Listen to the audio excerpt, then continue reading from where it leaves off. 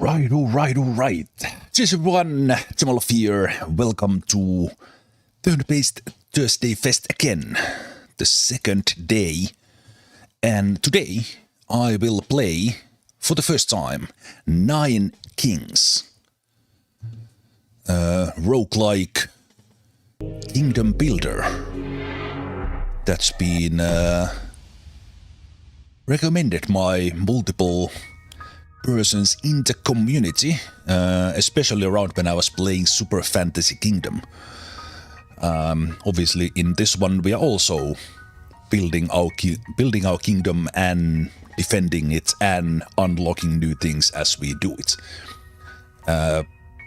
Very different from Super Fantasy Kingdom, but that's more or less everything I know about this game. This is actually the very first time I'm launching this. The background volume. Maybe I adjusted that, because usually the games don't have such a good balance on the audio. So let's jump straight in. This is, as said, more or less 100% blind. I do know that the game has this sort of 3x3 grid. I don't know if the grid grows, but we will be basically placing units or buildings in these tiles and defend the kingdom against other kingdoms or whatever is attacking us. So as said, let's jump straight in. This is a completely fresh profile. 9 Kings is, as the text there in the beginning said, in early access. This current version is 0.885, just in case that makes a difference for someone in the future. Let's go in. Okay, we are starting with King Nothing, and we will be unlocking these other kings, and we can see its unlock conditions. Alright, King Nothing it is, or King of Nothing. Difficulty, Peasant, Squire, Knight. Since this is a game where you unlock stuff, we will play the first one with the easiest difficulty. And I think I saw like a trailer. I think how it works is that now that we are playing with, because we can't select any other king right now, these are the cards or things we can do with the King of Nothing. So we have a castle that hurls a stone projectile onto enemies. We have soldier, a balanced melee troop, gains +1 damage per new unit. Defensive melee troop damage buffs also increase its HP. Archer deals weak but fast range damage. Farm every year adds +1 unit to one adjacent troop. Every year adds +2 attack damage to adjacent troops and constructions. Scout Tower shoots powerful single target arrows. Levels up target plot. Cancels first hit the target unit would have every battle. Okay. I don't know exactly what those means, but we very much see that everything is kind of I think it's a not the like tower defense, but defense that we are playing. And we have perks we can unlock as we level up. Okay, let's do. First playthrough, King of Nothing. Also, though you can give gameplay tips in the chat, but don't spoil anything. Okay, so we start with the castle, and from the cards I knew that there are a couple of things that I can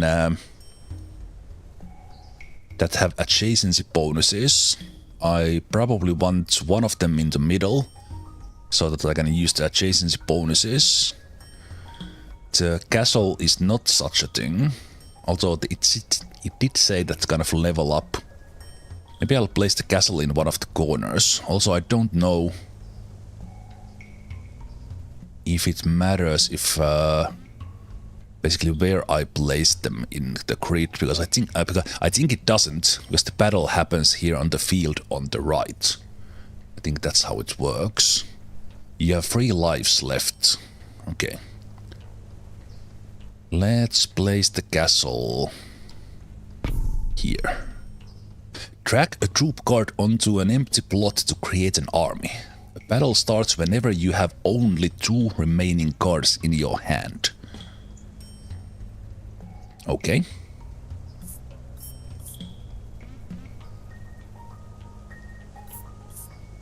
Put the soldiers in, and since I saw the farm card, I will plan to put the farm in either the corner or in the middle so that it boosts everything. Let's put the soldiers there in the front. Okay, and this is year 1.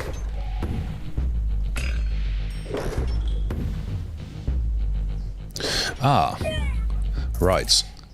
The castle was automatically shooting where I was pointing. I didn't click anywhere. That's a good thing, because I completely already forgot that the castle was shooting something. Okay. Pick your loot.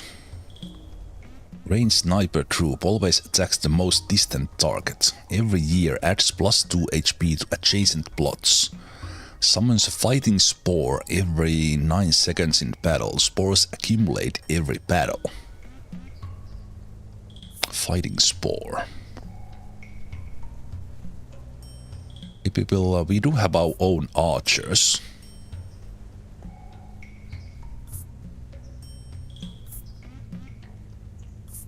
Let's see about the forest. Hover over any plot to check its stats. You can level up any plot by stacking matching cards.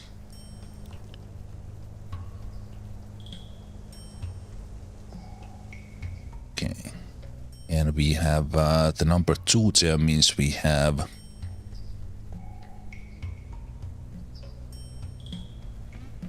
two of those. And I did not draw a new card. What is this? It's nothing. Okay. Okay, year 2, year. Okay, so we go every year. Protect your kingdom, protect your kingdom, protect your kingdom. Decree a new policy. Merchant. Okay, if we survive. And we have 9 something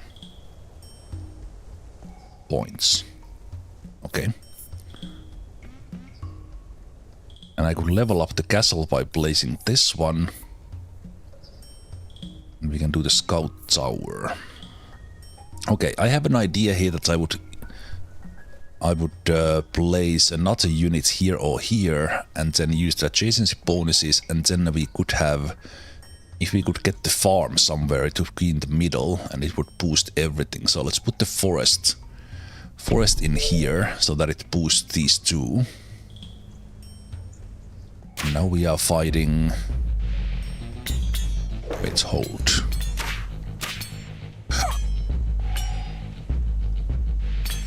Nothing rebellion. Ah, I can stop shooting if I click. That's what the hold meant. Okay.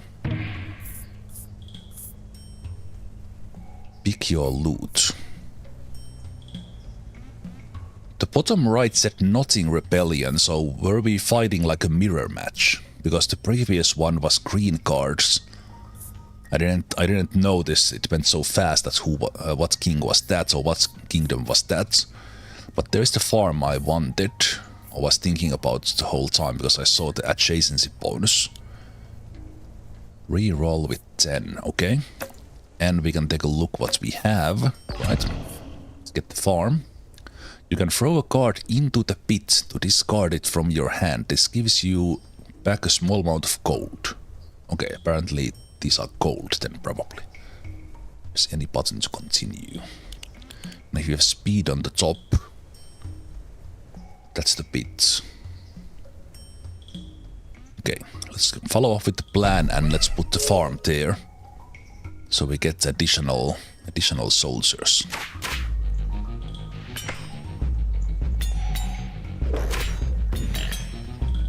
Oh, now I do need to click. Okay, I think in the first battle the game was giving me... Do I have friendly damage? I have no idea. Again, I forgot to look which... This must be some sort of elf king or something. Clones the card of the selected plot. There's another forest, which means I could level up that. Or I could get the ranged. Let's get another unit. Let's get elf. And so I saw the paladin, and there was something about HP that could work with the forest. Number over each plot shows the damage they dealt during the last battle. Ah, okay. Yeah, let's play the elf. Let's play the elf here. So if I get another boost, I could put them there.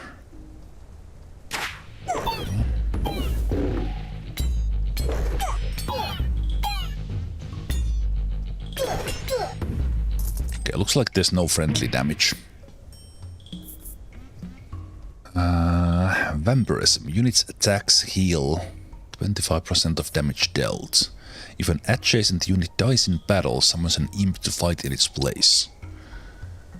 Runs towards the enemy and explodes, dealing area damage. Okay, I think I will take the cemetery.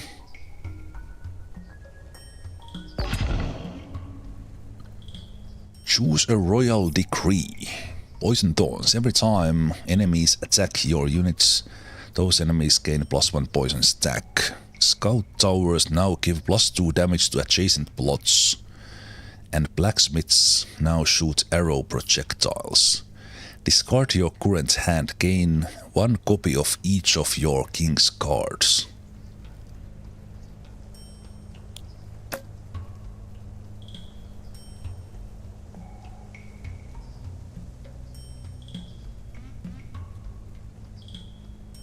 So we would be getting a lot of cards.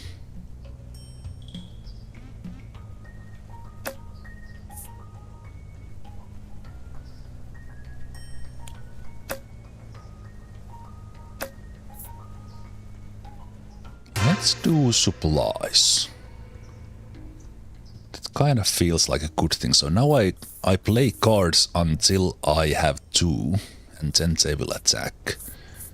So now I can level up my farm.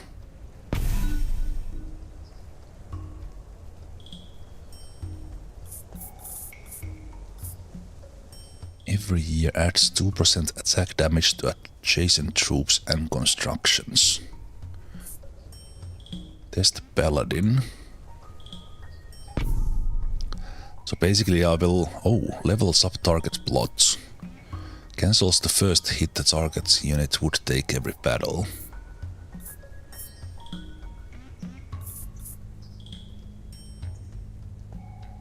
Put the blacksmith there. Level up the soldier.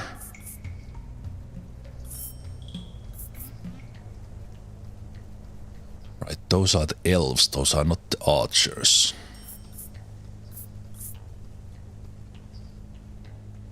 Adjacent troop.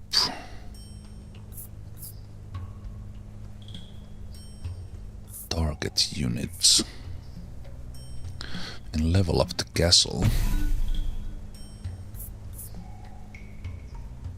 So I'm thinking I should put a troop in here so that it benefits from this one.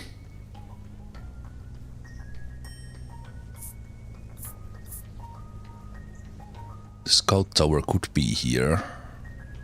Or another adjacency bonus thing.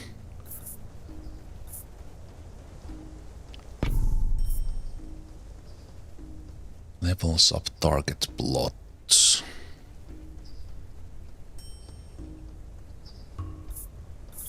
We'll keep those. I will keep one spot there because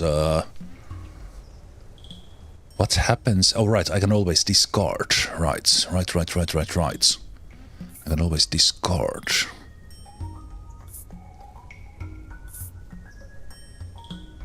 I'm gonna discard this. I don't know, I will keep what I have. Okay, King of Nature. Now I actually remember to look at...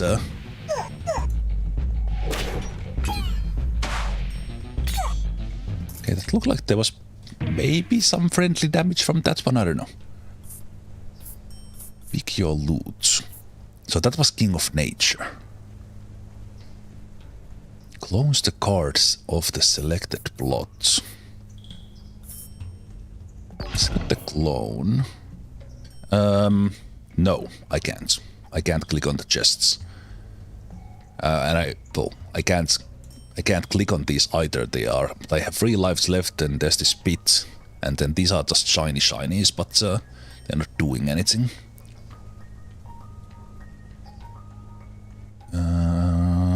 There's gonna be a merchant. Buy cards from every king. Royal Council, not a policy. Okay.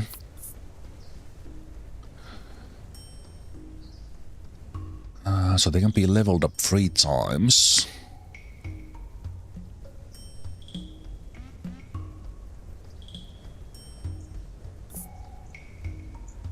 Let's level up the paladins. So they are getting boosted by the forest and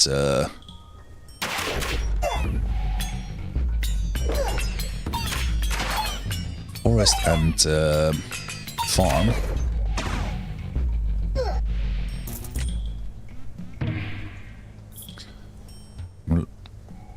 I wish there was even a slower option, because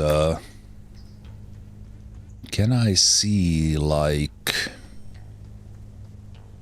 Oh, 22 soldiers. The number is there on the top. 7 paladins, 4 elves. Because I'm thinking that I can't really tell that are my units dying or are we just whooping ass.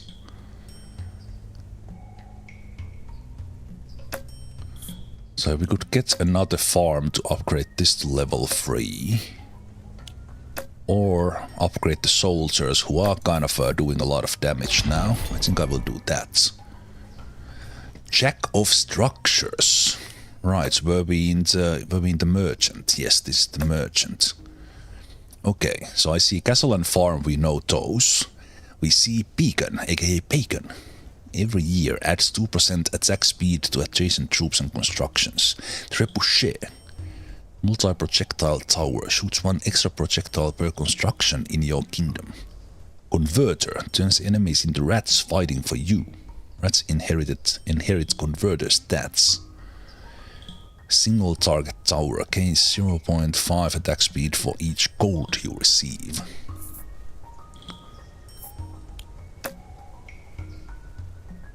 Okay. I don't really want to play anything there unless it's a unit.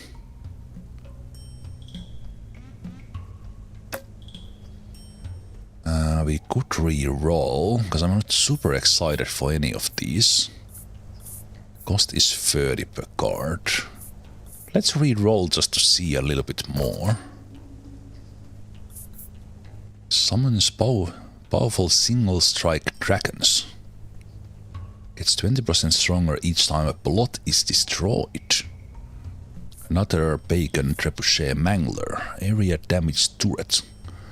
Every year sacrifices an adjacent unit per level to gain +2 damage. Camp. When a card is placed on an empty plot, camp adjacent plots gain +2 to all stats, and a forest.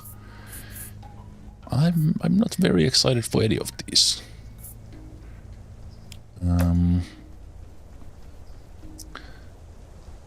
Maybe I'm thinking too much about the farm. Of getting a unit, I could of course place the archers back there. Still have the clone. I can level up the soldier. You know what? I think we are fine. I will not spend gold on those. The soldiers are still levelable. Okay, that's a lot of soldiers.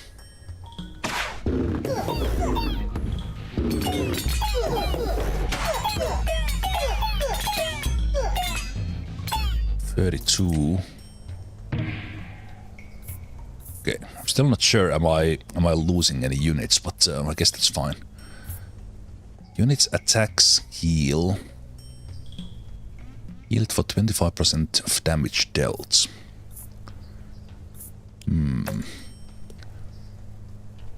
Just thinking that can I...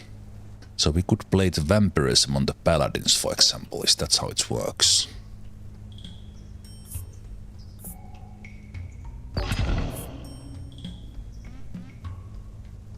Units attacks. Stack of vampirism. Okay. King of Nature.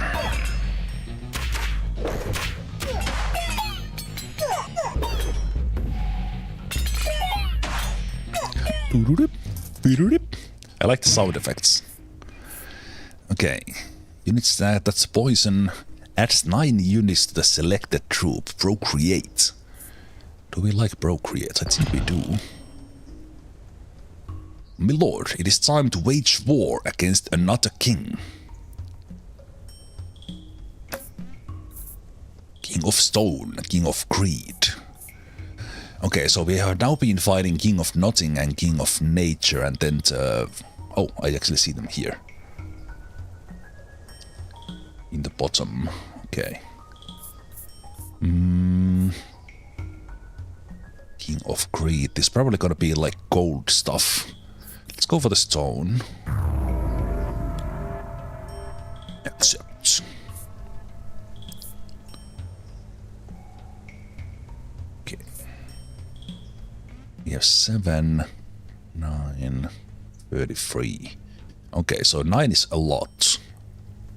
So let's add 9 more paladins.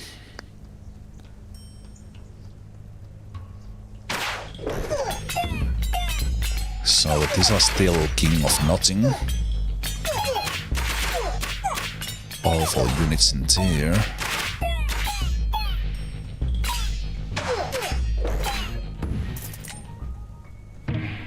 Okay, the soldiers are doing a ton of damage. Let's upgrade the scout tower. And right, okay. We see that we are gonna get Skeleton King. Plus 40% damage, year 10. King of Blood. Ooh, nice hurl. Good AoEs. I guess I'm playing on the easiest difficulty, so this should be. Destroy target plot to level up adjacent plots. Okay. I kind of like my setup at the moment. So let's get vampirism. Let's make the soldiers vampires as well.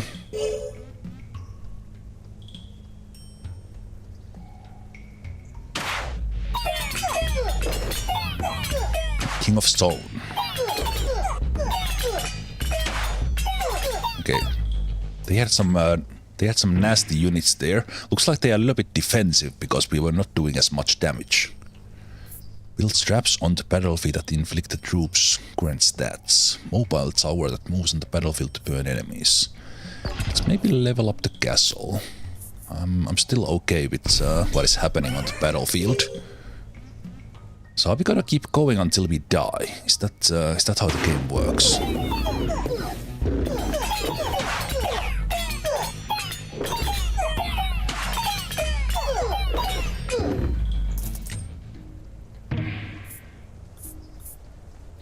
Unit explodes when killed, dealing 10% HP damage. Fast and aggressive troop with many small units. I think I should maybe just place the archer. Maybe I should have placed the archer already. Just to have units. Carnage.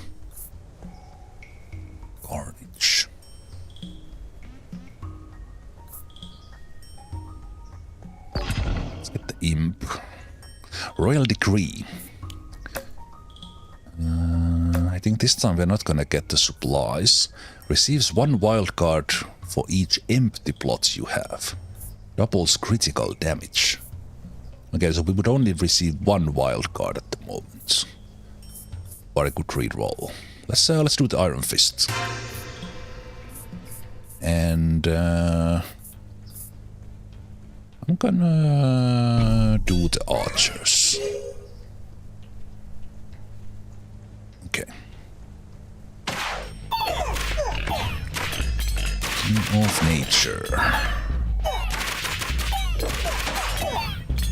So my active part during these battles is basically this castle at the moment, in case that is not clear. Everything else is happening automatically. Another clone, we could level up the forest. I think I will just do that. Level up the forest. The AoE damage is massive.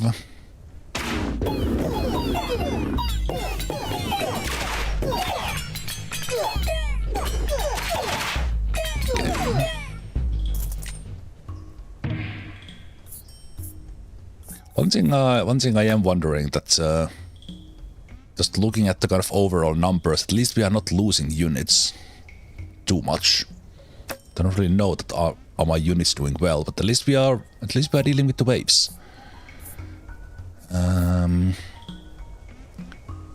Okay, the sacrifice I will take. That's a possibility for me to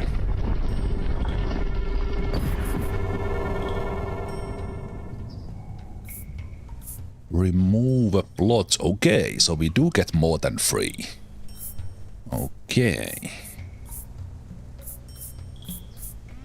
Oh, wait. I get to select like one tile. Is that what you are saying?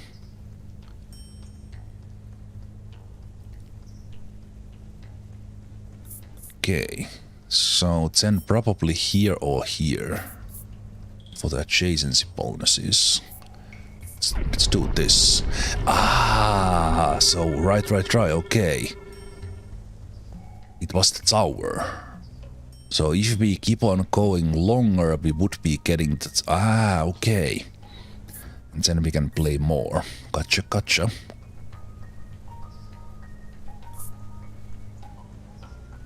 Destroy target plot to level up adjacent plots. Okay, and we can clone. Let's do the imp.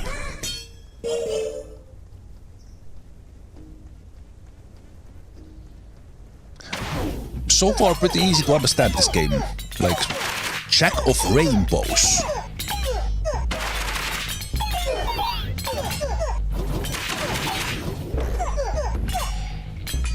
Jack of Rainbows. So not just kings, also jacks. Slow and strong tanker. Every year increases all stats by 5% for each adjacent empty plot. So that's not really usable for us now, right now. Haste increases target's movement speed by 200%. Increases 10% of random stat of a random plot.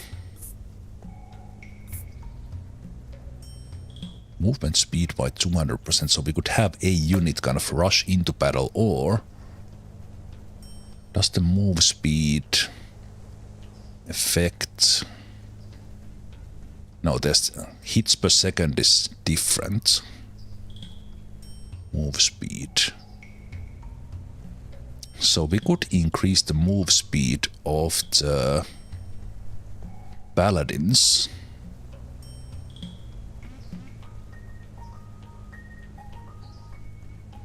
To make sure they get into the fights. Let's try that. I don't know.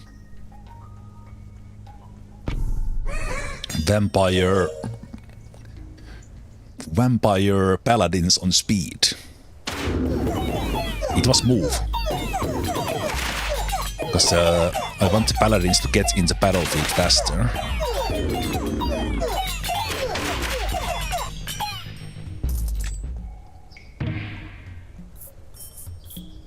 Another sacrifice.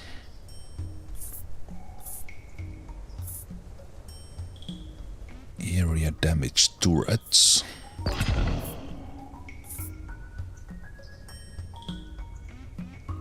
Close the guard of the selected plots.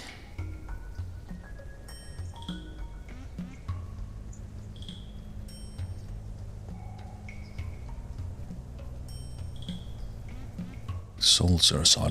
Let's focus on the paladins. Level them up. And it's the King of Nature again.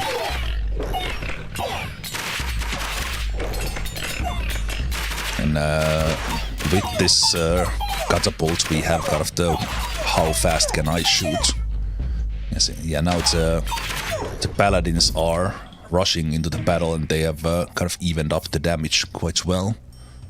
Creates roots that trap enemies. 3 roots per level. Boar can be mounted by adjacent troops. Ah, I don't think I have a place for that right now. Yeah, that would be pretty cool. We could just level up the forests.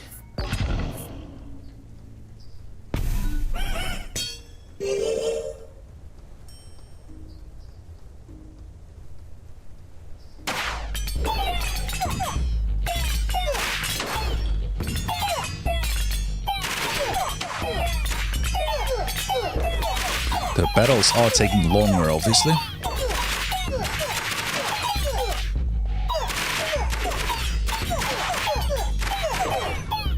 Still can't really tell that are my units dying or not. The numbers are growing, so I'm assuming we are not dying.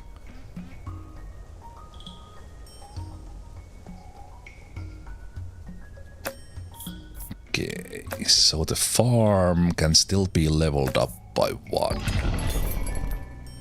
And we have a Jack of Magic. When this troop kills, there's 2% chance to receive 1 gold. Attacks low enemy movement and attack speed by 20. This could be good for the, if we could just stack on the paladins. Destroy target plot to level up 2 random plots. Overhaul. Is an adrenaline. During battle, troop gains +1 attack speed per second. So the longer the fight goes, the better they get. I feel the frost is pretty nice for the paladins. Let's do them frost vampire paladins. I assume I can just keep on putting stuff on them. Their move speed is 4. they rush in there. Okay. Let's buy the frost. I could buy more. But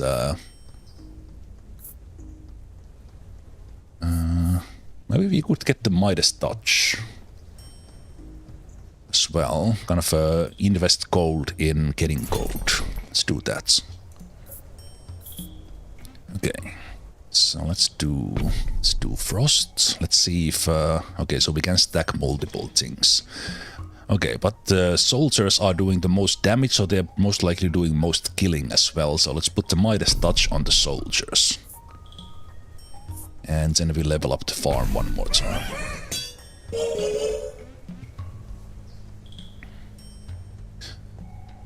Total troops in bottom left. Ah, yes I can. It is, especially with my 32-inch monitor, the amount of troops is... the bottom left is so far from where I'm aiming with this one that I never looked.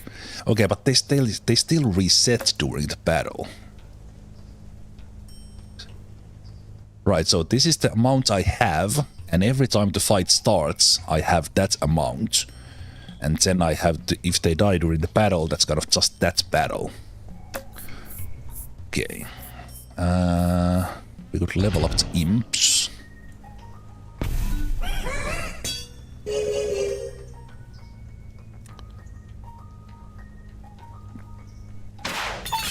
King of Stone.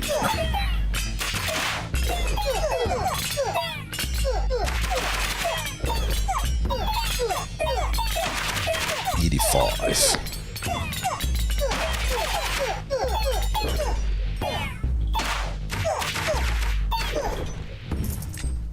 Okay. Ranged troop that shoots huge bolts with piercing damage. Let's get ballista. We have that 1 empty plot, so I want to really place something here. Increases the damage of all your units and towers by 30%. Well, okay. All your plots get plus 20% raw chance to deal critical damage. Crit chance 5, crit chance 5, crit chance 10, crit chance 10, 5, 5, 0. So do we get just more damage, or do we get more critical damage? All your units. Let's do sharp blades. I feel that can't be a bad call. So now, if I wanted something in, I would have to put ballista in. The archers are not doing much damage. So but I can't blade this turn anyway.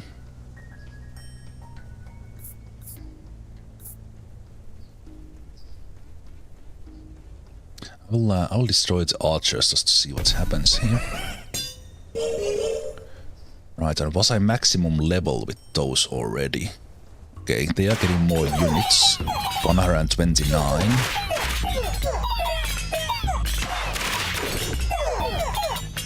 But this... no, this is not stone, this is nothing. So, we are barely dying against the King of Nothing. Kind of the mirror match. We are just whooping this one. Are the paladins max level already? They are. Because these ones did not level when I did that. So I'm probably gonna play the ballista now anyway.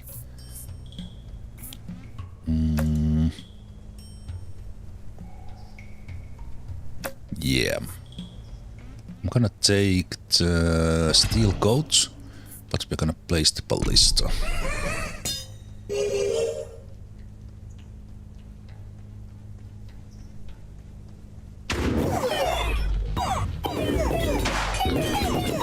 We have 175 units now. We're still surviving pretty well. Didn't go below 100. I feel the vampirism is working pretty well.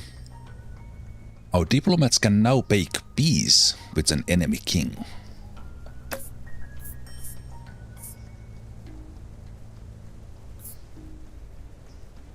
I think I was doing okay against them, but maybe let's say we have received enough cards from the King of Blood, so let's make peace with them. Just kind of gut feeling. I think I will put some vampirism on the imps. They have started to pick up damage as well, so all my let's say main units have vampirism now, so they are healing during the battle as well. And this is Kingdom of Nothing again.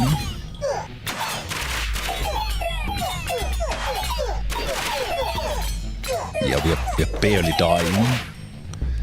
Probably thanks to the vampirism and these guys not being super strong. And the difficulty is on the easiest, because that's what I wanted for the first one.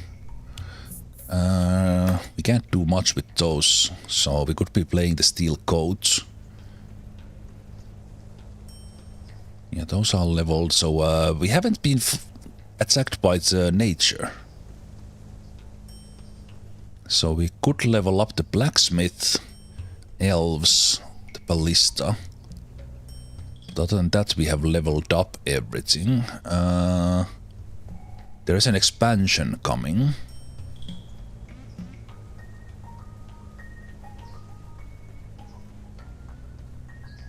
Okay, merchant coming in there. Okay. I guess, well, I could place more paladins. There's that, of course, but I think I will take the archer here. I will cancel the first hit the target unit would take.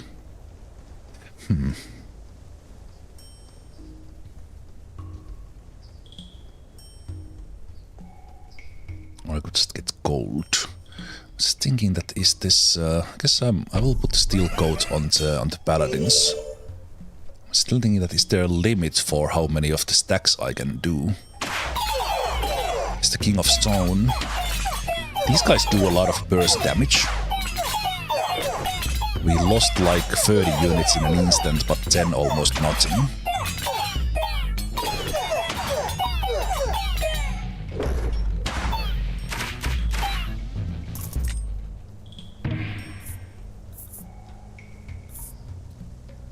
Builds defensive walls in your kingdom. Adjacent plots now deal poison damage. Mobile tower. So we're gonna get this new slot now.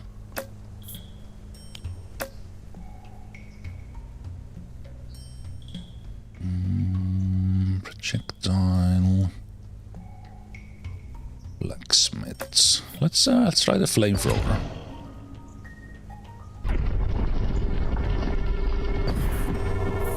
And let's get it here next to the blacksmith.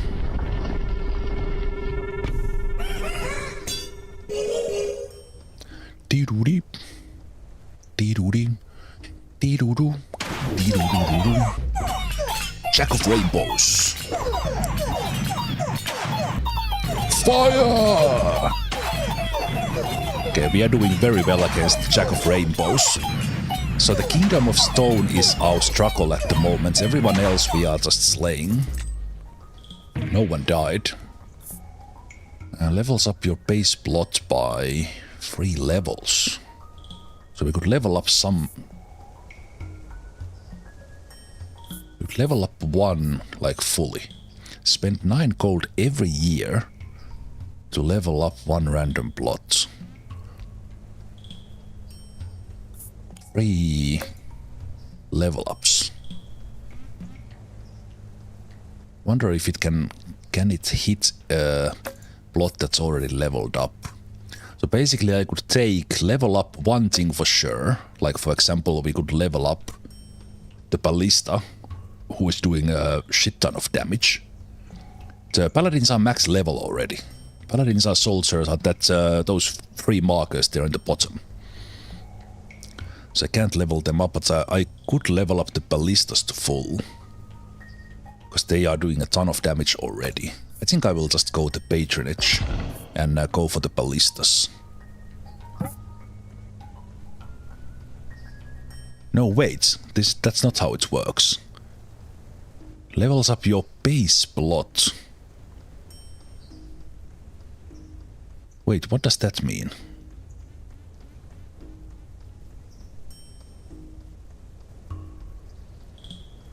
This would be an empty slot. I'm a dumbass. Okay, that's fine. I'll cheers to the bits.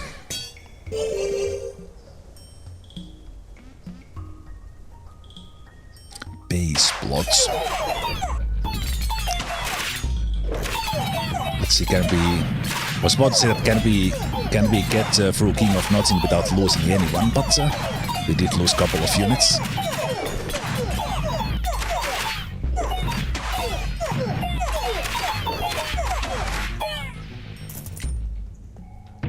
Okay, the damage numbers are stacking up nicely. Okay, we can now upgrade the blacksmiths. Let's do that. I will speed up the gameplay here a little bit. Because we are not exactly in danger. And the only choice I'm doing is clicking, so we can just get through those. The forest is max level. We have the boar. We could have a boar in there. Eventually. And the paladins could ride the boars in the battle. Let's throw the sacrifice away.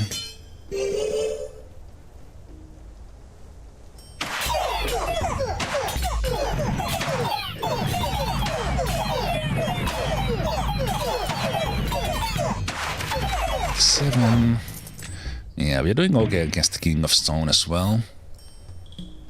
Build traps on the battlefield, Cauldron, Wallmaker. Doubles maximum HP of all troops. Summons are 50. Okay, we don't have summons really. Doubles maximum HP of all troops. Well, let's have a feast.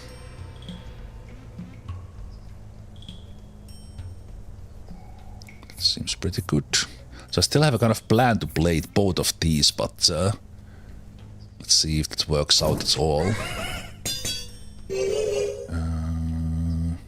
Oh, we're about to win there. Okay, I'm not gonna get any additional plots anymore. I think we're gonna win this one, which is good for the first one. This was the easiest difficulty.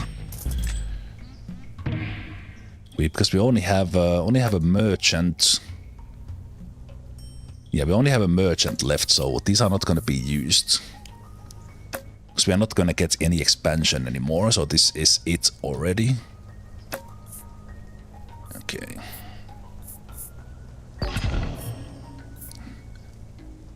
me just see, so this would be empty tile, yeah. Okay.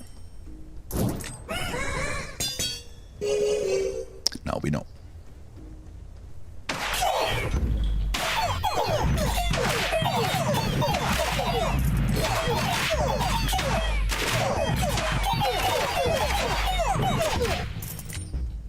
Easy peasy. And Scout Tower is max. Blacksmith is not. We have a ton of money, but not much we can do.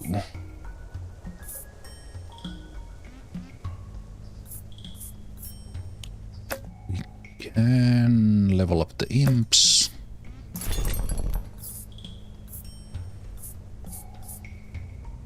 But that's it. Well, I guess I could reroll because there's nothing for me to do. We can level up the ballista, right? Yes. Assassin troop that jumps enemy backline. This is basically the last thing I'm here to do, so I'm just kind of just checking new units. Troops, trapper, mounted by adjacent units. So we have raptors and we have boars that can be used as mounts. Pierces through the front line. Executioner. So this could be combined with something that's with that thing that triggers when it kills, because these are most likely to kill someone. Okay, let's do one more reroll. There's another ballista. I can still play that one as well. And elves, but I don't have money anymore. The cost goes up every card I buy. Okay, so the ballistas will now whoop ass.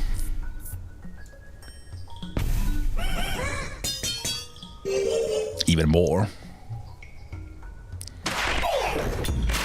King of Nature.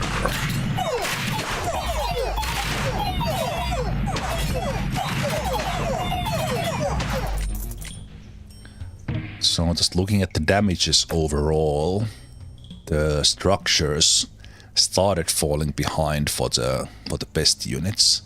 The ballistas are doing 3000 damage. There's another procreate, so we could add even more paladins. I think that's just or actually just add more ballistas, of course, because the number of units, and now we have even more of those. And is it only that we have 2 years left?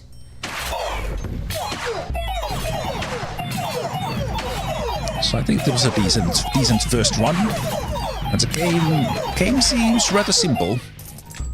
But as more unlocks come, I think the amount of possibilities will grow exponentially. Unlocks targets adjacent plots. Target's card returned to your hand up to 3 copies. Unlocks plots.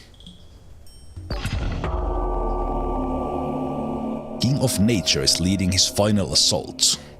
Do you say that you must play the remaining cards?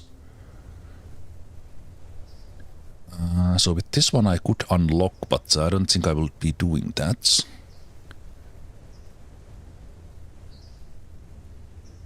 Let me just test this because the flame tower is kind of irrelevant. So does this? Okay, so it does unlock like that. Okay, and then we get things back. So what I can do now is I probably could have done that somewhere else as well. So now we can level up that. No, levels up your base plot. I still don't understand what this does. So it's not an empty plot either. What?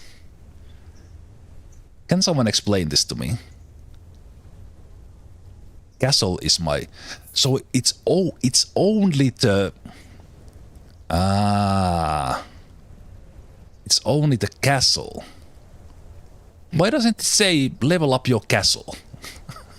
Well, I guess because this is a generic card for everything. Okay, fine.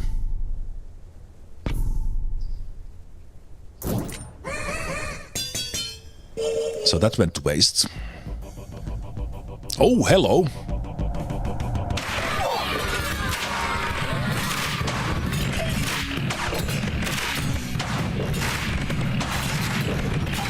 Why do you get a big guy like this and I have to fight with normal units?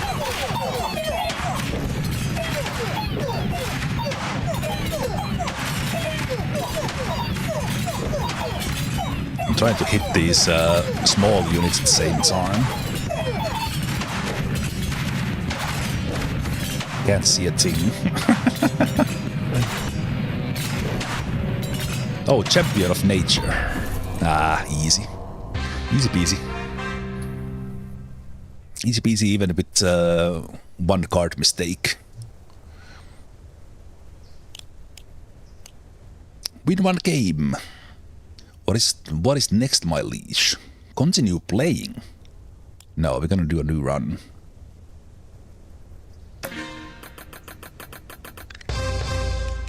"48 minutes, level 2. Years survived. So you could keep on going and survive more years. Units killed, units trained, coal collector, spells used. Plots leveled up, plots destroyed.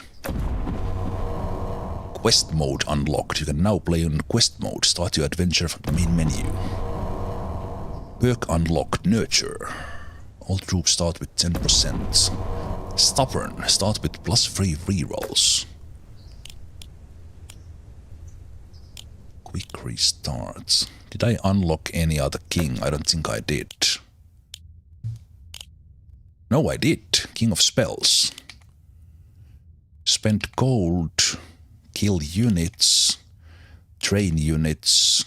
Use troop cards. Build buildings. Level up plots. Okay, so this will just happen kind of overall. I don't think like specifically try to aim for some unlocks.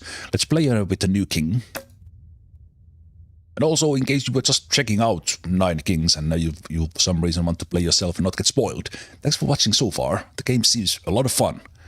Do check it out. Let's play with the king we unlocked.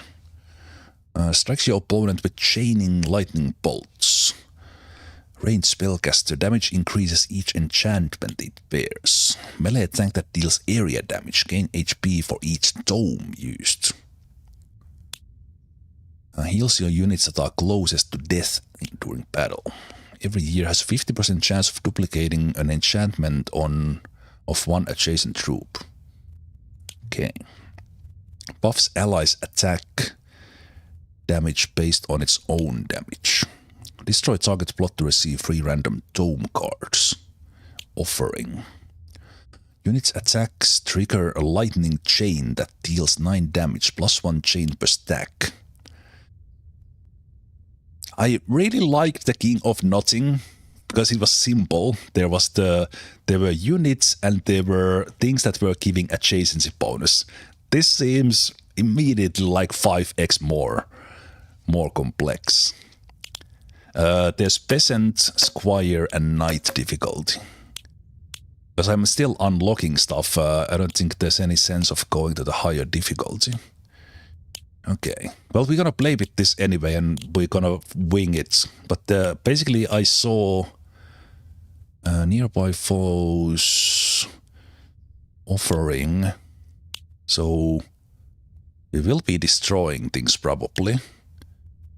Buffs allies attacks. This works with adjacent. So library could go in middle. Heals your units. Warlock. And a lot of enchantments. And that's our base. Okay. And again, is it that I can play with 9 perks? I currently only have 1. Okay. So of course we're gonna start with everything we have. In this case with more HP.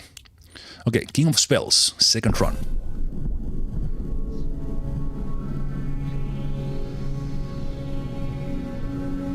Okay, so it's gonna be... I wish I could mouse over those guys, so I don't know the symbols yet. Okay, let's do the same thing. Let's put that in there. And we do need a unit, I guess. This is an enchantment. So let's put the wizard here. So we don't have like a tanky unit right now. We need those yeah, we need like a tanky unit. Area damage turrets. Every year sacrifices an adjacent unit per level to gain. This seems like... What? Unit explodes when killed. And this is of course an enchantment that we could use. I will take the vampirism, that was working well. This is not gonna do anything until I have an enchantment. So I might as well play the static on the wizards who gain bonus for attachments. So now they have an enhancement that does damage and they get boosted by that. Okay, there's the warlock, which I probably want.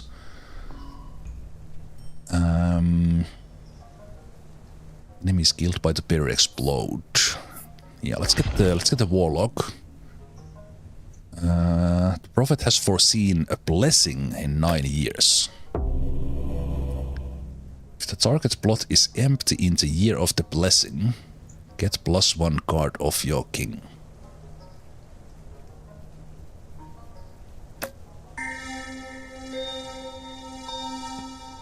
Okay. I was thinking of playing into those ones, but we could put the library here as well. Put the warlock in. Get a tanky unit. Magic pew pew. Oh, right. We can get the farm from the King of Nothing. Hell yeah, I like the farm. Favorite card from the first run. Of course, I will still play on those plots if it makes a difference. But I think the farm here now early on, we will just grow the numbers of these every year with 5. So I really like the farm for that. We can play something temporarily and then sacrifice it. I think I will play on this style, but keep these 2 empty. Because I think that's how it was, kind of, I don't need to keep all of them empty.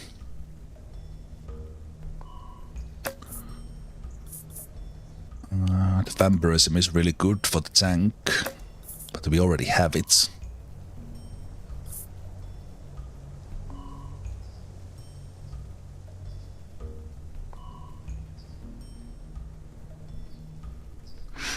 Yeah. So we could combo the farm with the mangler.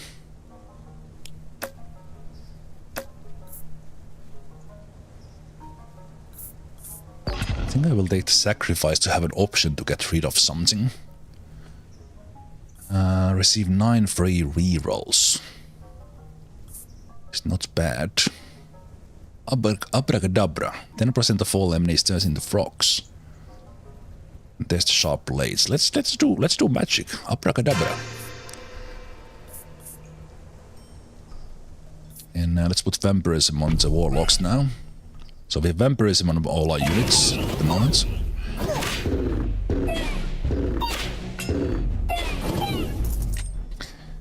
Pew pew, boo boo. We can level up the farm, or we can level up a plot. The wild card is pretty good.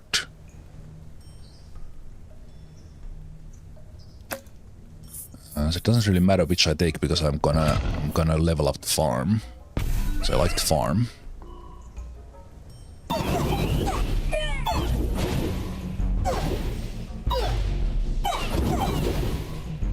The attacks loads a little bit faster. Okay, there's another unit. The offering is much better than the sacrifice. If I'm gonna remove something, I could add static here as well. I think I will do that. Jack of structures. So we already have one library.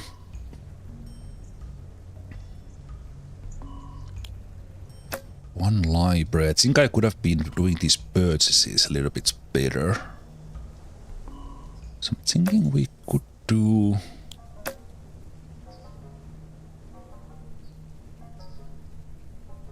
The static I will put there. That's my next play.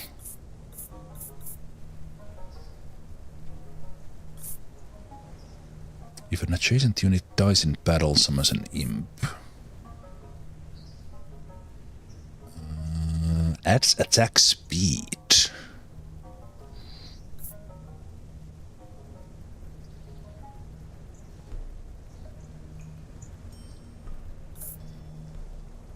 Multi-projectile tower. Shoots one extra projectile per construction in your kingdom. Okay, so currently it would be free.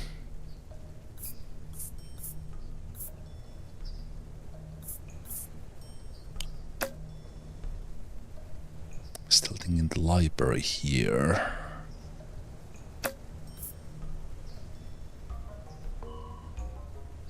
We'll buy the bacon.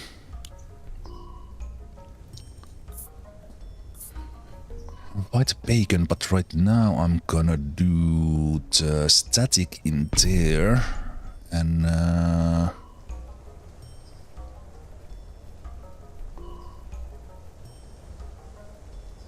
we still have 4 years until the feudalism. I will play the library here, and keep those two still empty. Because now those enchantments I have on my units will have a chance to start duplicating. Get the soldier, which was rather good in the previous one. We still get it in the year 8. I think I like the soldier here. They were doing good damage.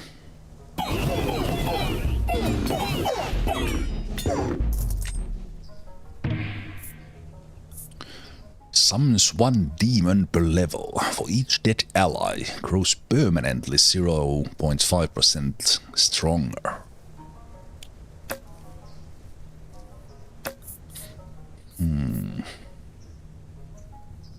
For each dead ally. Let's do demons. Wage war. King of nature or king of progress? Let's choose something we haven't seen, so let's do king of progress.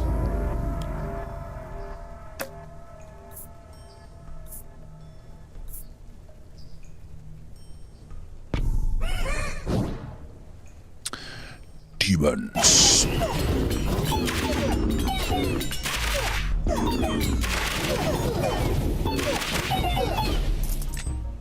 Chain lightning. Okay, so we could level up our citadel at least. That seems okay. Alright, I forgot that I needed to keep this one empty. So I only have one empty there now. Soldier was supposed to go there, but...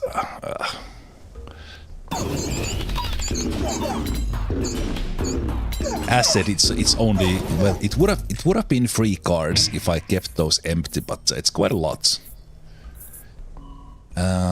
Tanker unit that doesn't attack but reflects all taken damage. Always attacks the enemy with lowest health. I will try the Executioner, maybe. So I got 1 card. Destroy target's plot to receive 3 random tome cards. I think I will destroy the Demon's Altar just to see how the offering works. Rewind. Wait a minute, I had something about tomes. Gauge HP for each tome used. Throw this into the pit to replace your current hand with copies of your last played cards. What? Okay. Brings plot back 1 level but retains all its... Oh right, so I'm gonna upgrade more. Another rewind. Wait, now my head is exploding. So I could play a card and then get copies of those with rewind. Or I can unlevel something, but I have a... Okay, I could unlevel the farm, but why would I do that? It's more for the units. So I could, for example, unlevel the citadel. That's the only thing I can do at the moment. Okay, those are pretty interesting. So now we're gonna play Bacon. And I'm gonna play the Executioner.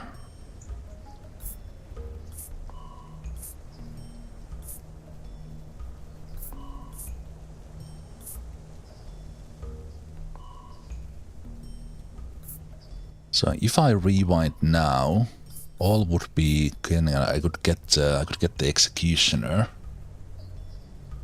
up.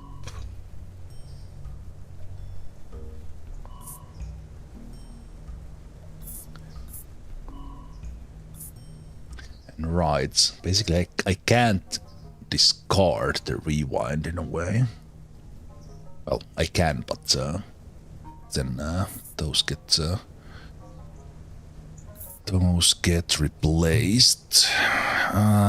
So many options with this. I think I will keep the rewinds for now. If we could get some nice combo, I will take the regression on the castle or the citadel and destroy target plot to level up adjacent plots. And now we can't destroy something that is empty. Okay. I'll just throw... if I throw this away, then those would be... Yeah, I will just throw the sacrifice away. And we'll see if I can get some combo with the rewind. Those tomes kind of... so many options with those.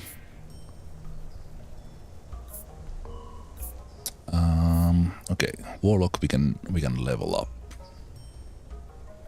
Or level up the library.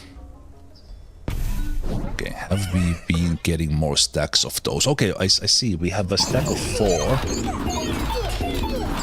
Stack of 4 on the lightnings on my wizards.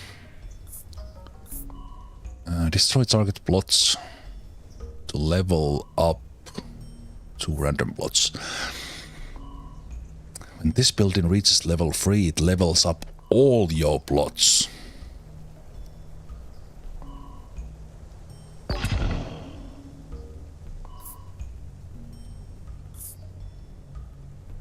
Okay, that doesn't do anything.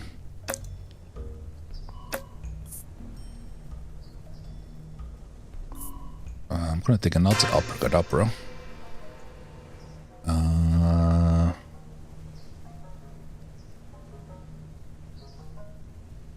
So I could put this on the library. No. This is a building that you upgrade. Ah! I misunderstood. I thought this was an enchantment. Okay. Well, anyway, I will place it there. I thought I'm gonna put that in a building, and when that building levels up. Okay. Okay.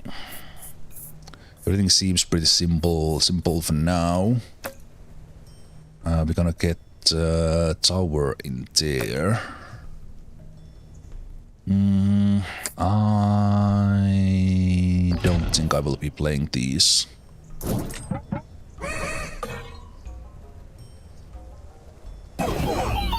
Basically, when I need extra cars to actually make the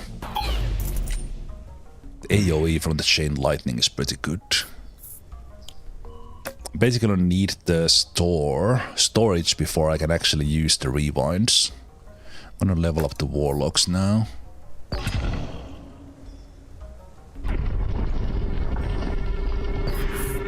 And I think I'm gonna use the farm once again. Although the attack speed here is pretty good.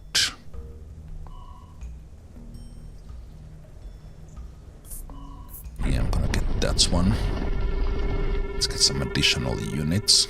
The executioners are not doing anything at the moment.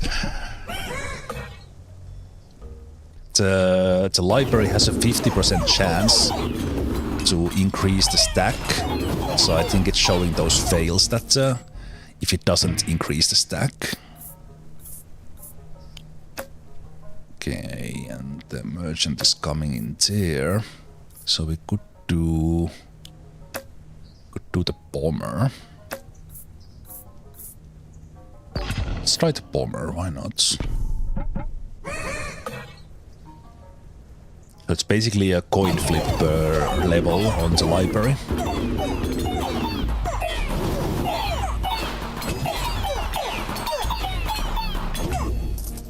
$41 out of 60 lost on that one.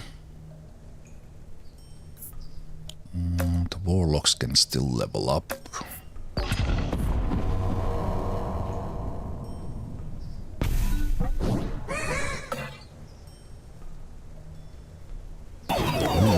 Jack of Rainbows.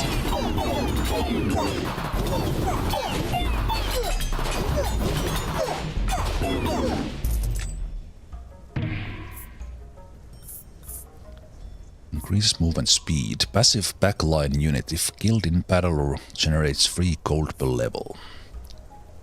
Multiplies itself to 1 empty adjacent plots every year.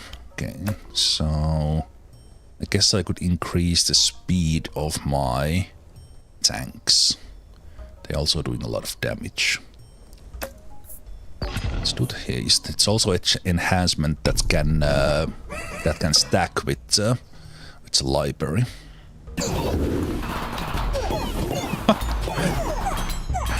The chain lightning attack killed like 80 units in one strike as the battle started. Hey, there's that one. We're gonna start trying to get the third one for that.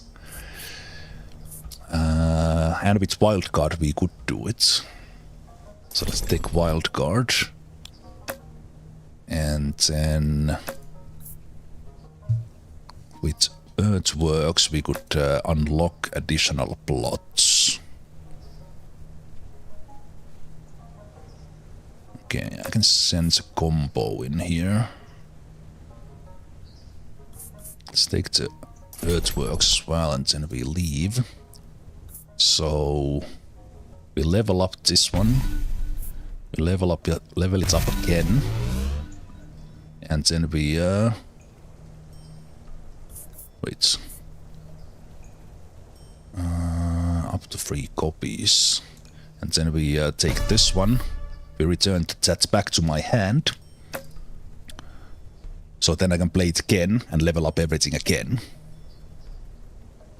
I'm actually pretty happy about that combo. And Citadel from there. So we can play that one, and then this will not do anything, so we can sacrifice it at some point. So we could kind of put it on the side for now.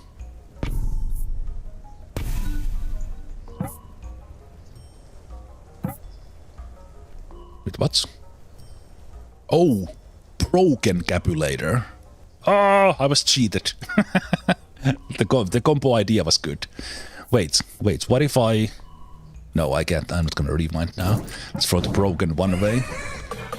So we still need one of those, and then we're gonna level up again. That's it. That's still pretty good. Still pretty good. I need to click so fast with with the Citadel. I probably closed down. Okay, there's wild card. That could upgrade everything. We are level 3, level 2, level 2. We're kind of max level with many, but it's still gonna be good. Also, we could add another unit. Because then this is sacrificable after that.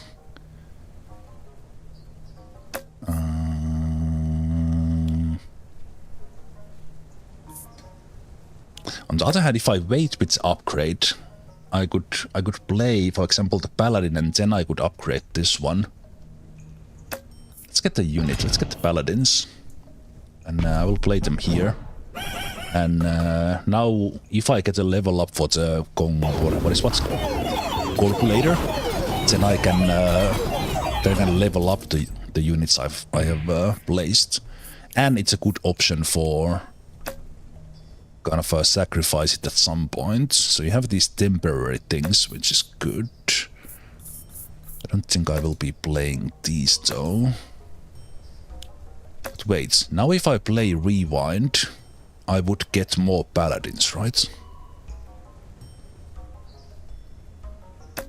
Because that's the last card I have played.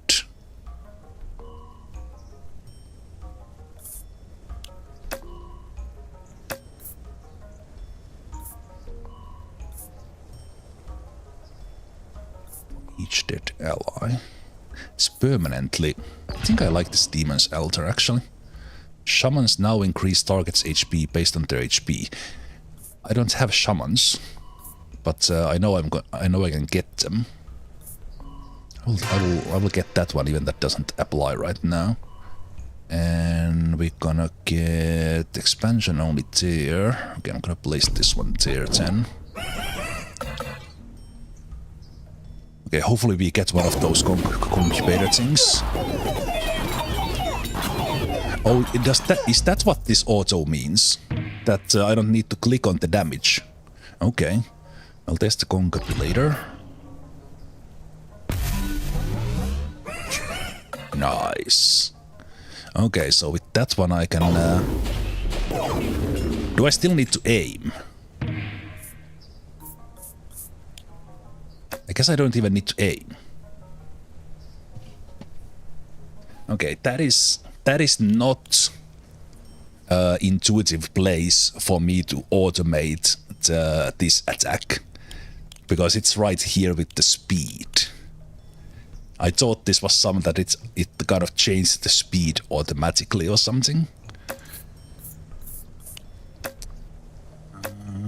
Right now would have been good to get the sacrifice, but I didn't. The Carnage we can...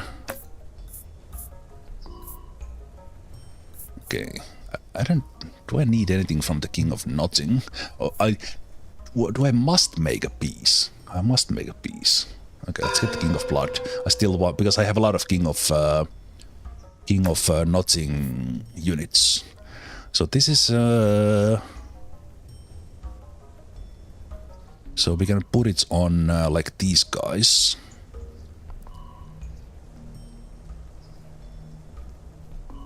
They are doing 4,000 damage. Look at the damage numbers. My warlocks are kind of getting there and no one else get a chance.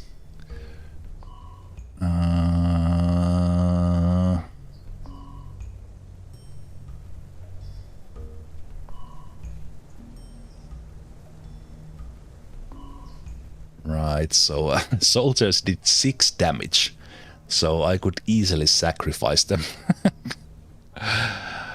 I will put these here because why not? Let's more enhancements that get multiplied.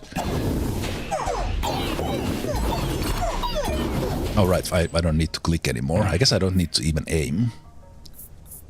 Level up for the executioner, who are doing a little bit something.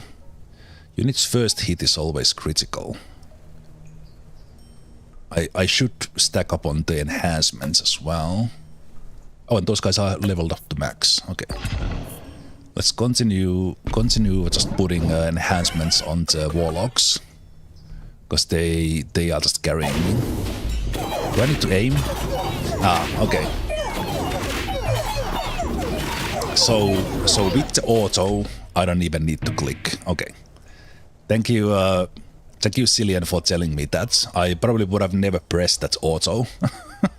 Because it's so connected to these time controls that it doesn't make sense that it's the auto attack. Why does it? There's space there to have like auto attack to read on it. Okay, whatever. It doesn't even have a tooltip. I would have never played. Okay, early access feedback. If any of the Nine Kings developers happens to watch this,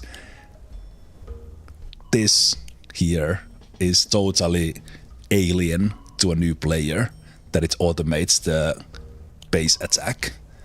Change this somehow. Add a tooltip. Change this into auto attack. Thank you.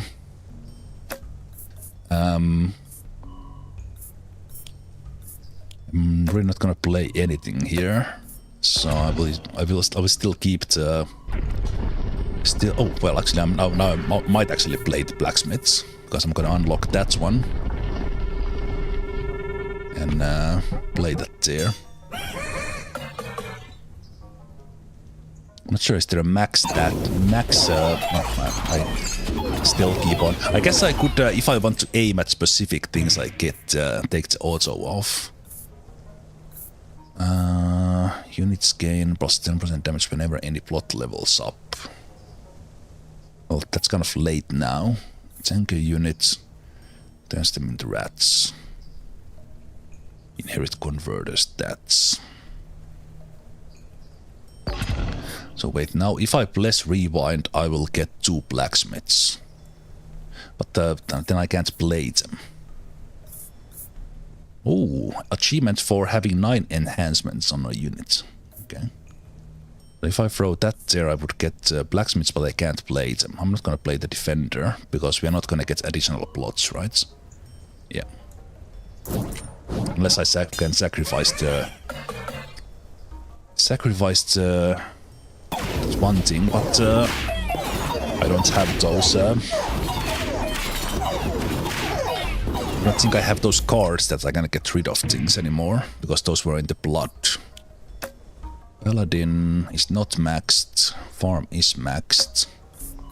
Let's get Paladin.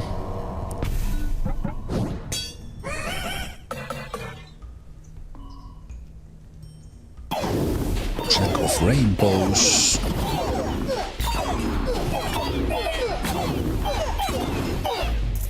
And we are getting stats boost for the Demon's Altar. So now Patronage not gonna take it. It's the only levels of the base. So the castle or the citadel, whatever it is. Plots becomes any other card of the same type, doubling its current stats.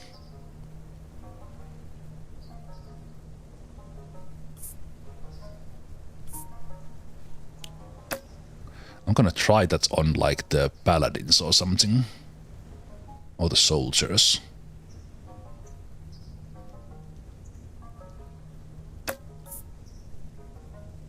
Was any other card of the same type doubling its current stats?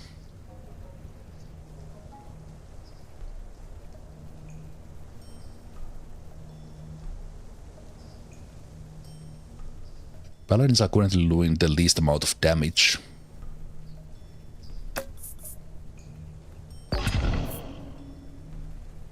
Feels very random.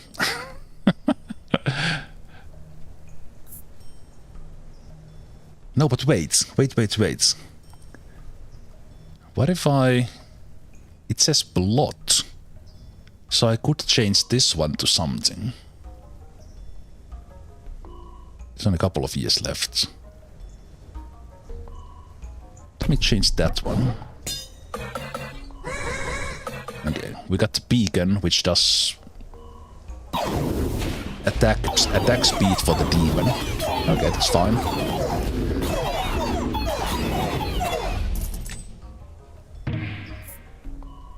Okay, it's going pretty well. I really like that that combo that we were able to do. Okay, destroy target plot to receive 3 random tomb cards. So this is not gonna do too much over time, nor the blacksmith. So we could do the offering.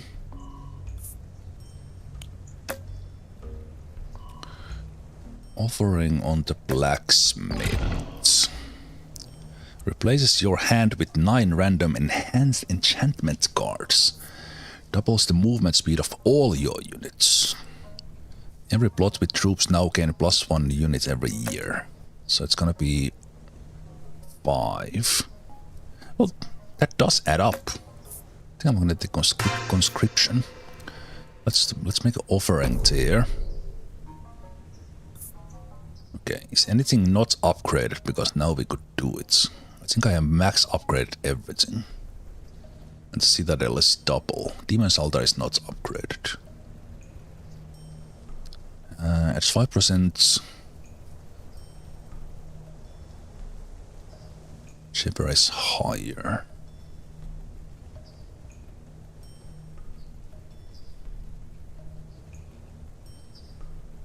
Wait. Ah, right. So we could... Wait, what? These guys' damage could go from 3.1 to...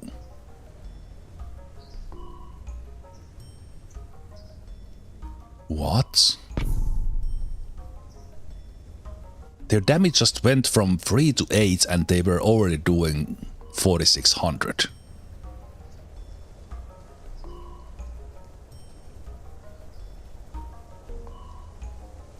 And I can now play Rewind and get more swords, right?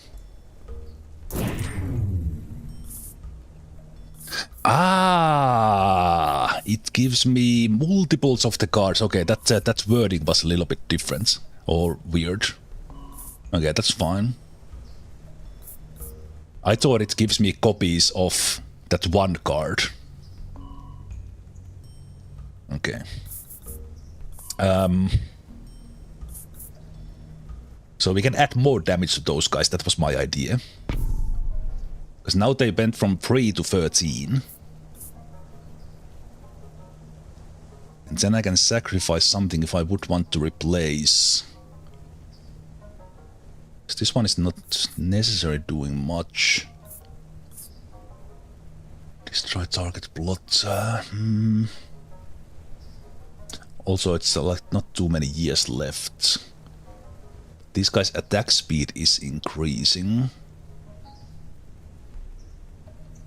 We could just see what happens with the paladins, because they are...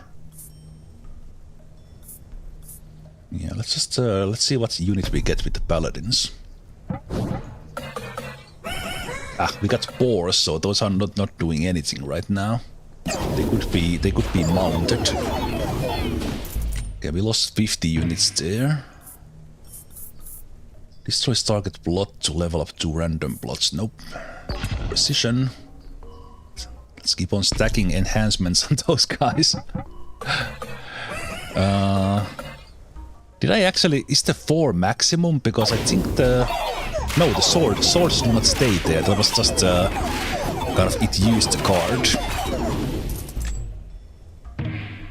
9,000 damage. Yeah, that's working. That is working. We have the offering. I'm gonna put the blacksmith down again. Right. I don't really need new units, although I could replace the boars, I think. Assassin troop that jumps enemies backline, I kinda like that.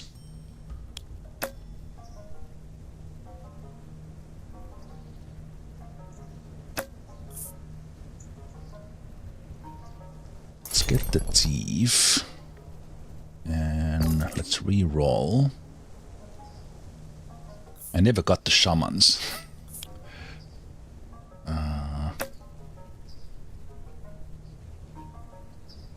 So I could play them there, not play the blacksmiths. We're gonna offer thief shaman.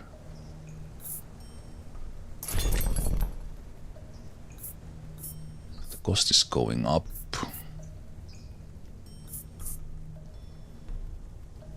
Let's reroll one more time. There's another shaman.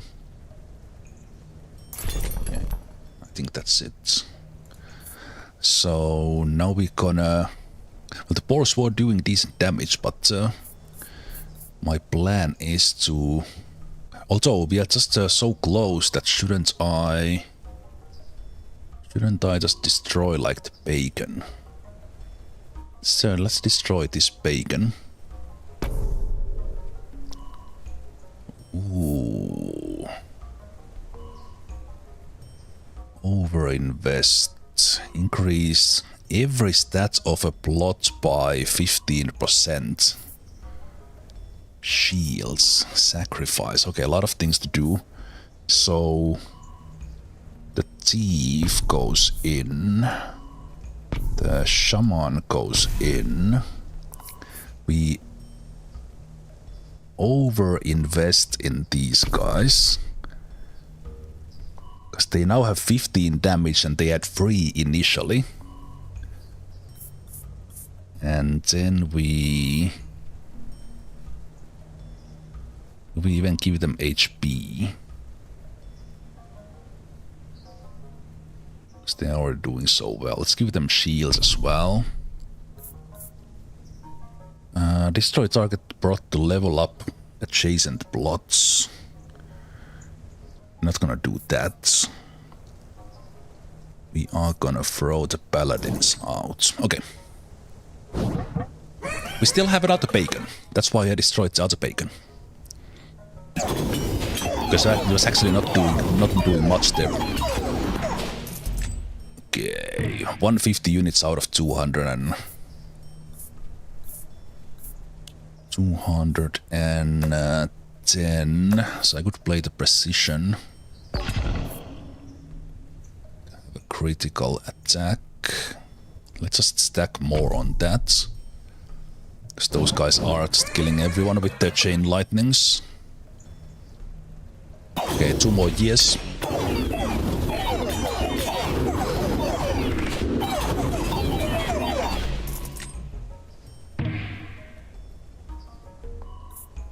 And we can level up the static as well, right? Yeah. King of Progress is leading his final assault. Static. So now, for example, the adjacent plots. Everything is leveled up apart from those and those. Well, I guess I could destroy the thieves, although they are doing stuff in the backline. You know what? I think we'll just not play these. I think we just win here. Win here pretty easy.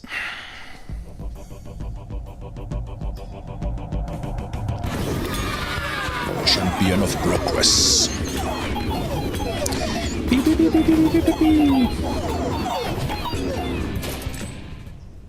Tenta. 10,000 damage from the warlocks. Okay, that literal over-investment worked pretty well. Oh, this game is fun. This game is fun.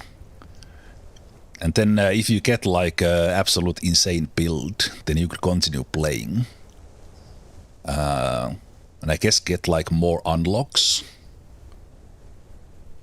No, but I Wait, if I continue playing, will I keep on going until I die? Let me continue. Let's see how long this goes. So we didn't do this on the first run. The chaos has increased. Enemies are now stronger. Of course they are. Select to enter expansion mode.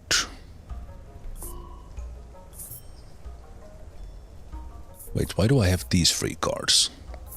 Because these are from the boss I killed, I guess.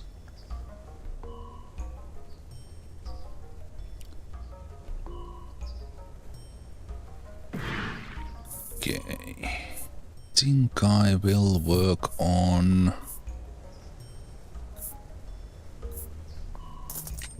that tile in the back. Oh, I can expand more with money. Now. 1 is free. Is this gonna stay here? Or is it just this year?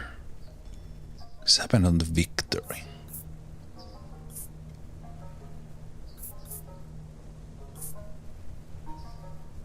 First hit, reinforce. Okay. I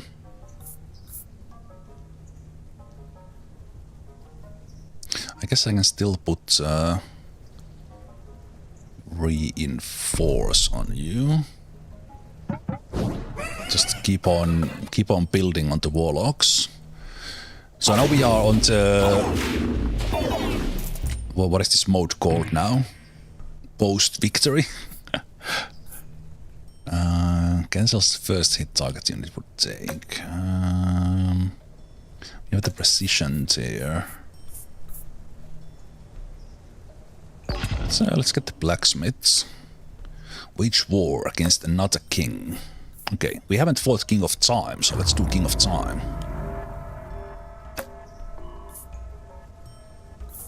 And let's play the blacksmith there to boost the boars. And the boars are kind of in awkward spots because no one is mounting them, but they are doing things of their own. That went fast. Shamans can still take 1 level. Yep. Enemies killed by the bear explode. Wait, what if we add that one there? Okay, I gotta do combustion on the on my warlocks. 6 enhancements that are doubling, but can increase the stack every year. The battle was not long. Destroys target plot to level up 2 random plots. Each 1 more plot is leveled up. Okay. Thinking that I could replace the boars with something, and then that would level up things. Let's do the overhaul. Doubles the amount of healing rays of your spires. That is not happening. Towers can now get enhancements. Gains 3 random compatible enhancements. But I don't have a single tower, do I? Unless that counts as tower.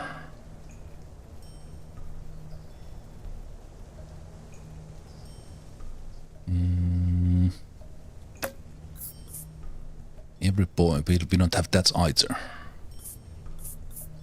I guess I'm gonna take the Spire Mania and eventually get a Spire. Oh, we can re-roll the next enemy as well, I didn't notice that. Also, just in case I could actually have my camera here so that those are visible. Not so super relevant, but I was thinking also just putting the precision on the Also, I should be putting enhancements on these guys as well. You know what? Let's put precision on the executioners, so they can start increasing those as well.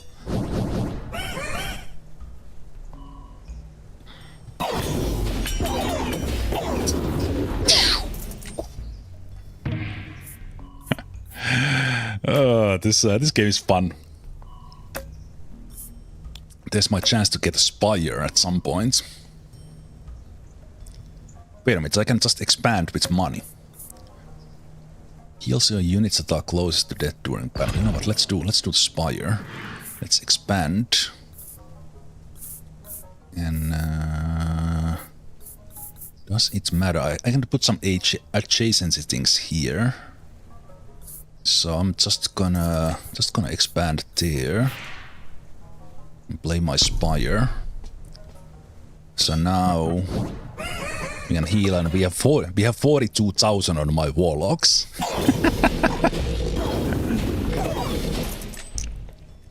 Lightning. And let's take the precision and put that on the soldiers. I should have been playing enhancements because the library just keeps on increasing their enhancements. There I was kind of piling on those Warlocks. Oh! King of Time actually took us to 100 out of 300. Okay, we might actually lose. What do you know? During battle, troop gains +1 attack speed per second. Summons melee units that inherits health its stats. So we could put adrenaline on something. Yeah, I'm thinking that is there a maximum? Because now there's 6 enchantments there. Is that maximum? But I can always play it on these guys as well.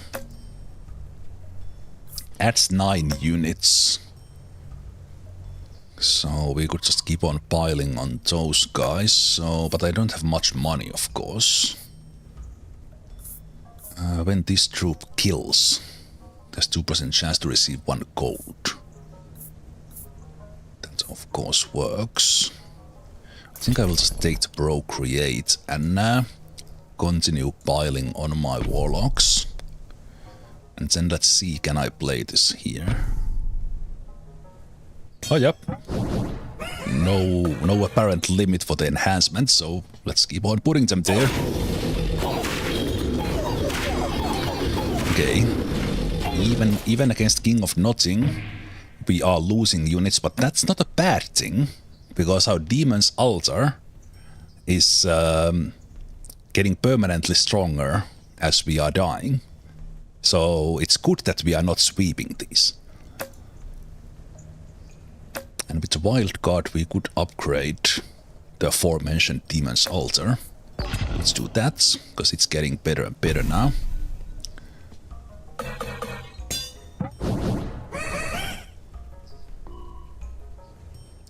I can now tell after playing this now for an hour and 45 minutes, one run, and then this one that I'm now kind of pushing how long it takes. I can see why Fozzy and Dr. Perry and others have been liking this game. This is it's a simple game because you make these choices and then things just play out. You make one choice kinda and then keep on going, and looks like the massive combos can build up quite a bit.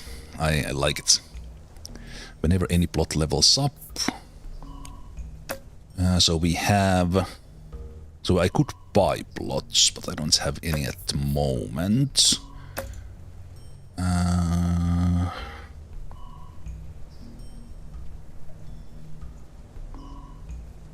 It would be nice if you could have like a alt key or something, and you could immediately see like all the levels instead of mousing over. Okay, I have leveled up everything quite thoroughly.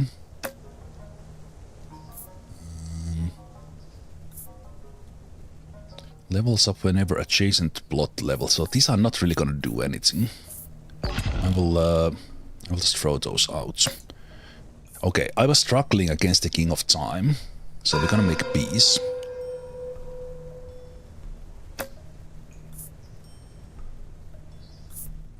I'm not gonna do the concubine later, so I'm gonna throw that away.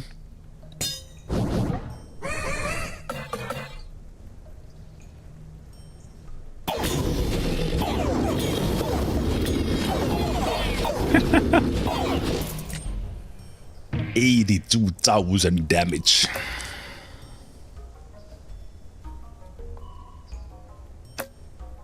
Okay.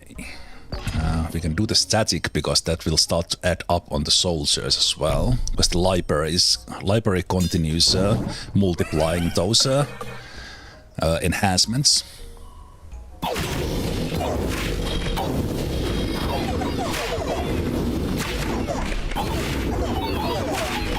Okay, we did go down to 150 units out of 300, but again, as long as we are not dying, ideally we would go down to 1 unit and then win, because the Demon's Altar would continue improve. Soldiers are max level. So the Thief and the Boar would be the ones I could level up. Oh, sorry, the Boars are leveled up, so we could level up the Thieves or the Shamans. Let's do the Shamans with the Wild Card. The Chaos has increased, enemies are now stronger, so eventually here we will die. We could also do the Spire.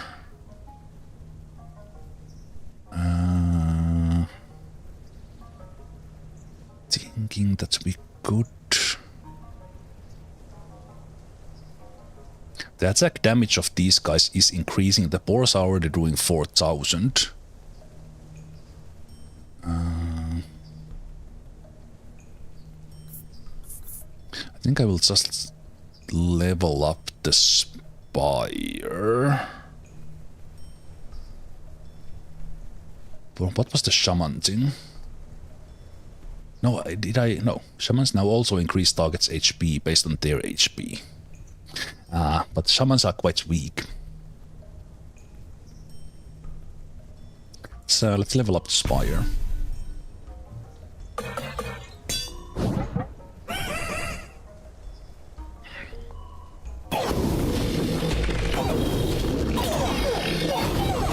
That is true. Oh, we lost! No! No, that was 1 life. That was only 1 life.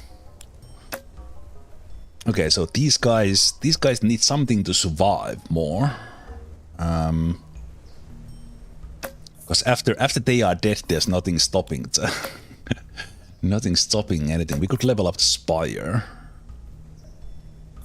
Yeah, let's level up the Spire to try to keep them alive. I think this might be it. At least against that king. It feels so good, but then a second level of chaos kind of stopped it. King of Nothing, can we win?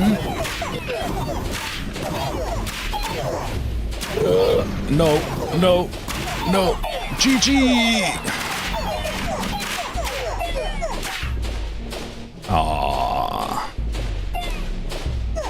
Chaos level 2 was too much. So I don't think I can do anything here. Well, we can do combustion. No, enemies killed by the bear. We would need something now that when they die, they do like final sacrifice. Because that would... I think right now, because we are dying, I will take the offering. This is probably gonna be bad anyway. Let's take the stone. I don't see us unless some miracle happens now. I'm gonna sacrifice that one. We can do another over invest. Moves target to an empty adjacent plot. Moved card. Interesting. Of your last played cards. Now that I read that, I see how it goes. Okay, over Overinvestment, let's increase those guys' stats still a little bit more.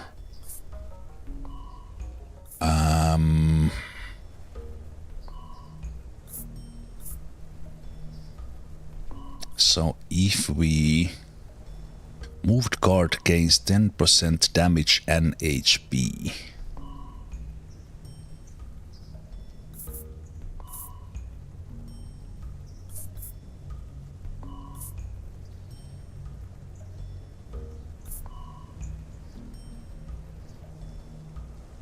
Thinking here that I could put move. I could unlock here and put the soldiers to ride the boars, but we just move those guys, play the rewind.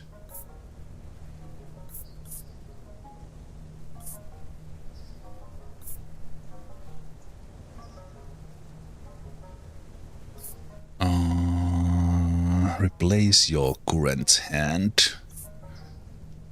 Can I see the discard pile? I can't. Let me just rewind now. I think I can't win with those. So we can play another overinvest. We can destroy a plot if we like. Or we can wildcard the shamans. I think we are still dying.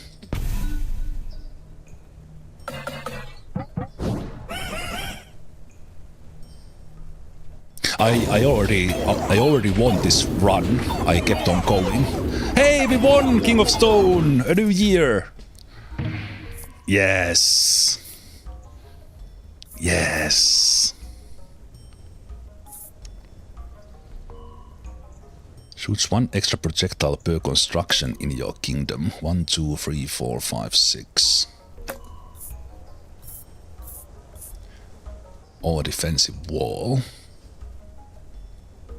Let's try the wall maker.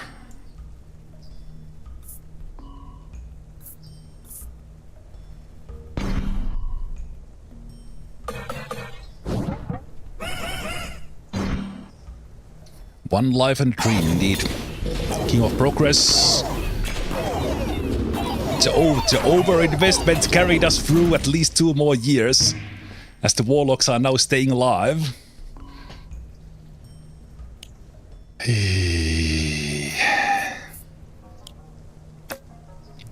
Ah, it's a fun game. It's a fun game.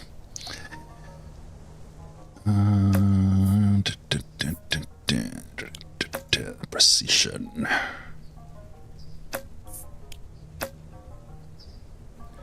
Research don't have. Let's take precision.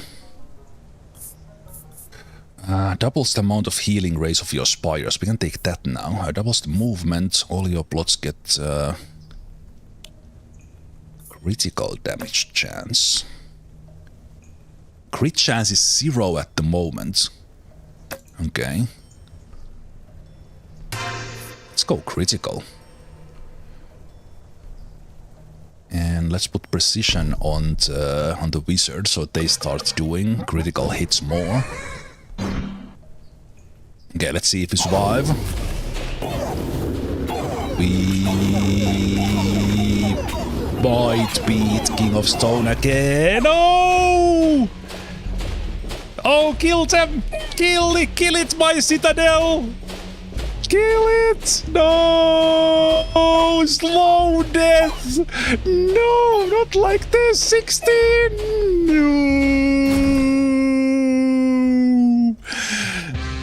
GG! I think it was a good victory, and then we went for 14 years? Is it year 35 when the kind of you win? Oh, that was brilliant. Dun, dun, dun. Okay, we level up per king. Is that so? Because this is again level 2.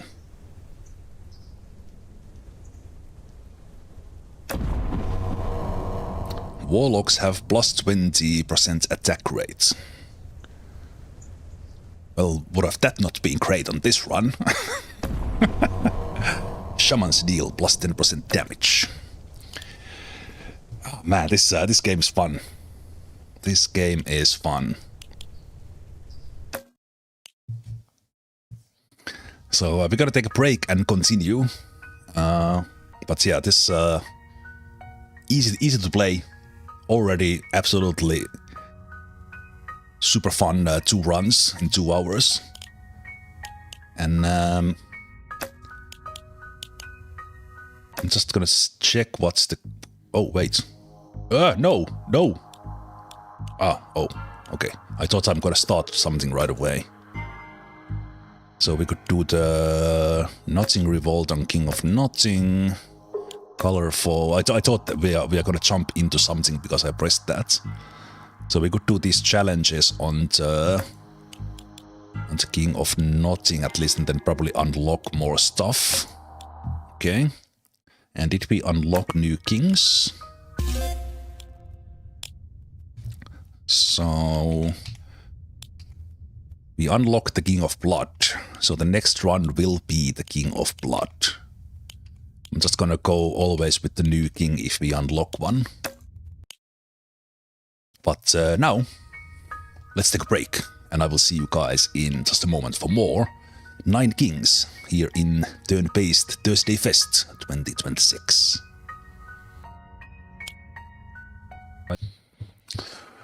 Alright.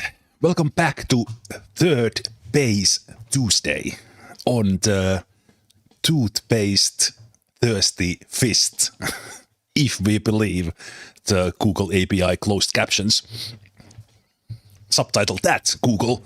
Let's play 9 Kings. So I've been having fun here for 2 hours in 9 Kings, and I'm gonna continue. And let's have our third run.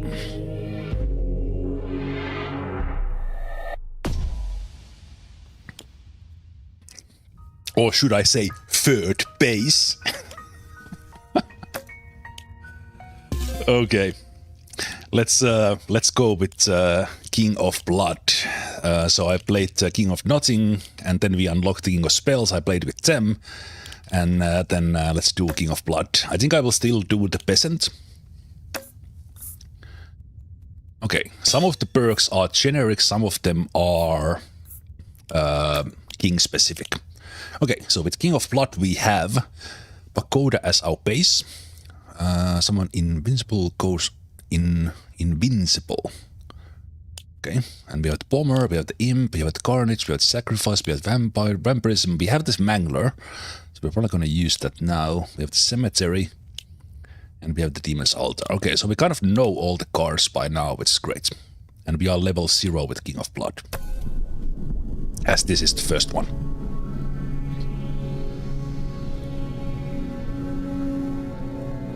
So we have a mirror match, we have the King of Greed, and then the King of Nothing. Let's go with the corner.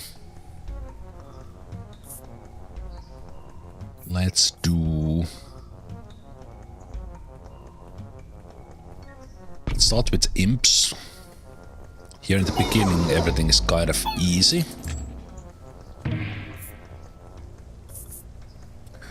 Summons 1 demon per level.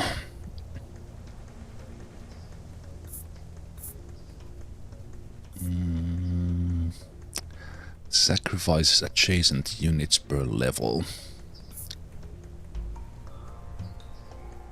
And then there's the sacrifice.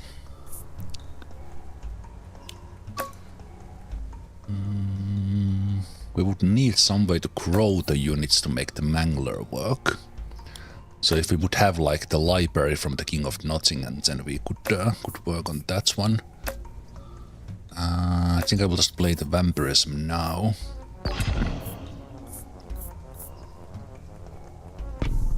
So those guys stay alive better. King of Spells. Actually, we don't have the King of Nothing, do we? No, we don't. Buffs allies attacks. Not sure if I will play these. The library works really well over time.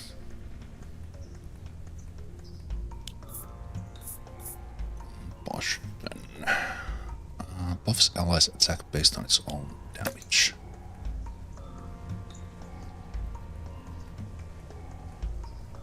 Right, then we can level up. Okay, so we can just wait.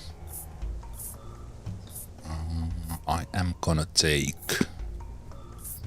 Let's take the library anyway. Okay. Blessing is coming. Regresses the level of the card on target plots in the year of the prophecy, retaining its current stats. Okay. I think I like that. And it's those free. So those could be basically over leveled. Okay, let's just level up the main place and keep on going.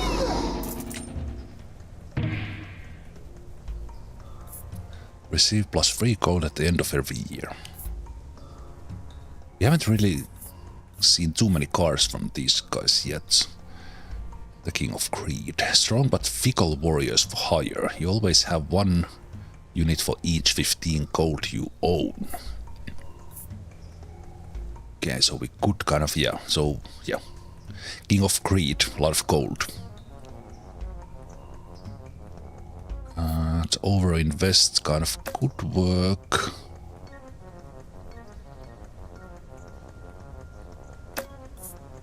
I think I will take that, but we'll now play the library. And I will play it there. And start stacking up on the enhancements on the units.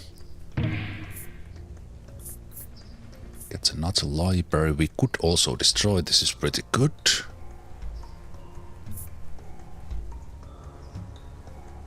Like the offering. Bombers have their attack range area doubled. Haven't seen the bombers yet, but I know they work pretty well. Supplies is good.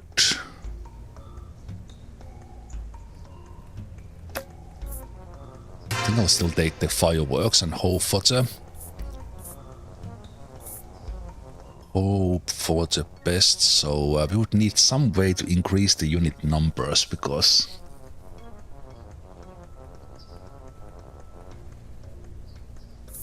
that would otherwise not work, and spending gold at this moment is not really good. I don't think I can make the Mangler work. Also, I could play the Mangler.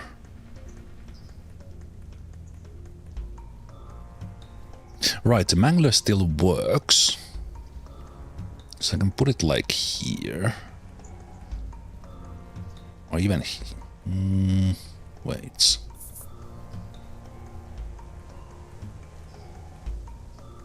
So it still shoots. So if there are no adjacent units, it just doesn't gain damage. Sacrifice adjacent unit per level.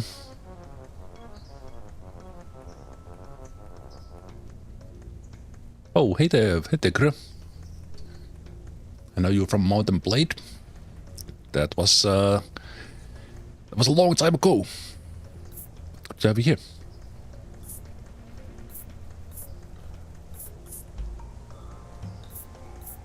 That's how I started 15 years ago, making YouTube videos. Let's play Mountain Blade Warband.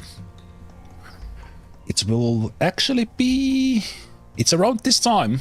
Like in a couple of weeks is the official 15-year anniversary. Okay, this is a little bit tricky now. I think I want to play the Mangler here. And we'll just make sure they have units to sacrifice, or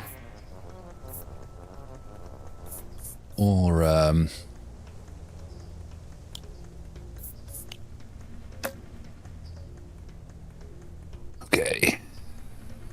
So I was kind of thinking that could be, but I'm not gonna get the farm this time. So we could go with bacon. Have the bacon instead. So yeah, we need more units.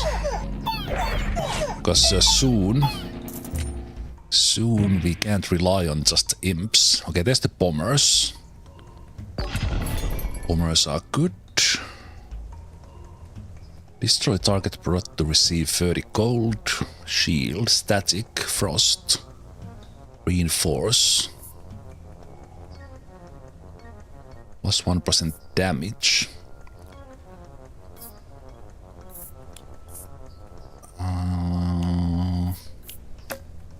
We do have the library here, so we could make that work.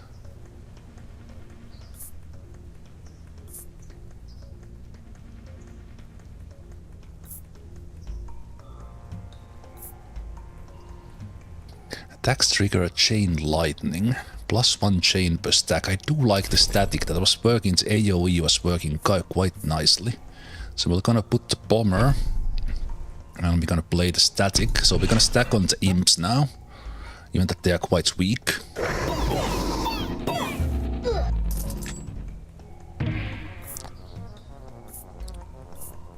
When this troop kills, there's 2% chance to receive 2 gold. Let's go with the Midas Touch. The bombers do have a chance to kill. Let's put that there, and that can stack as well thanks to the library.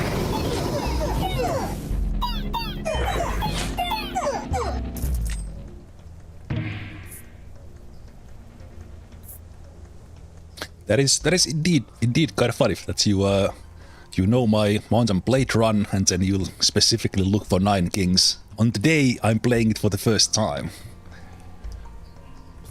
That is almost like destiny. It's wild. Oh right, wait a minute. This guy is eating the bombers. I already forgot the mangler. I think I'm gonna destroy the mangler.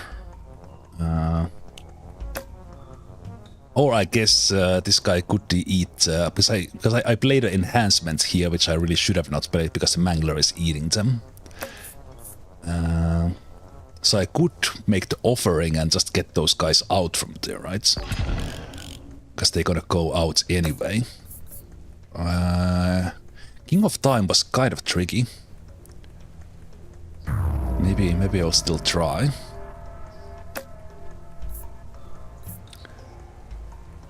So yes, I'm now putting a lot on the offerings, so I could... because those guys are gonna go away anyway, but I could now still over-invest there. So the bombers are gonna die to the mangler. I don't like the number of units here.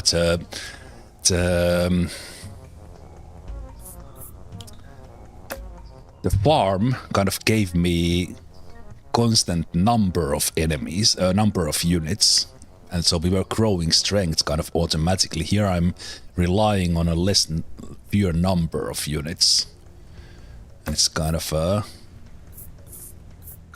scary. Let me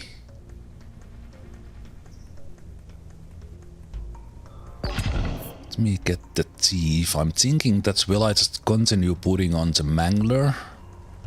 So I will now put the thieves there. And I will keep on piling on the mangler.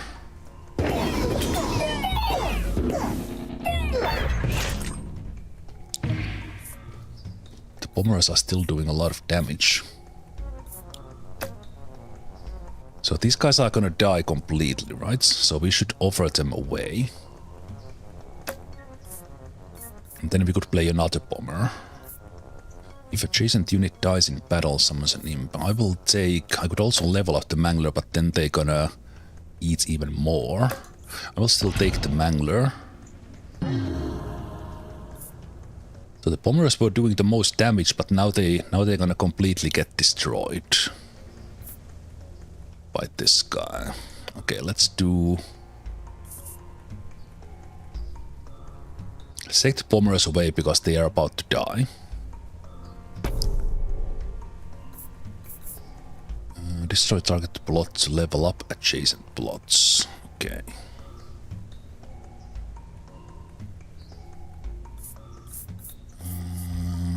Overinvest. Shields. Not a mangler. I don't know, the one mangler.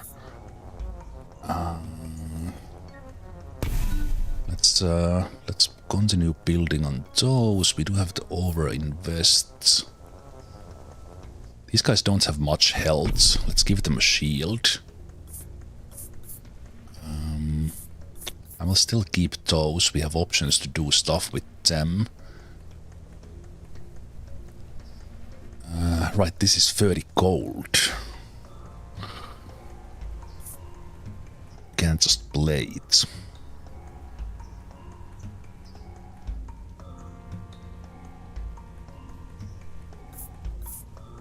I will throw the overinvest away now.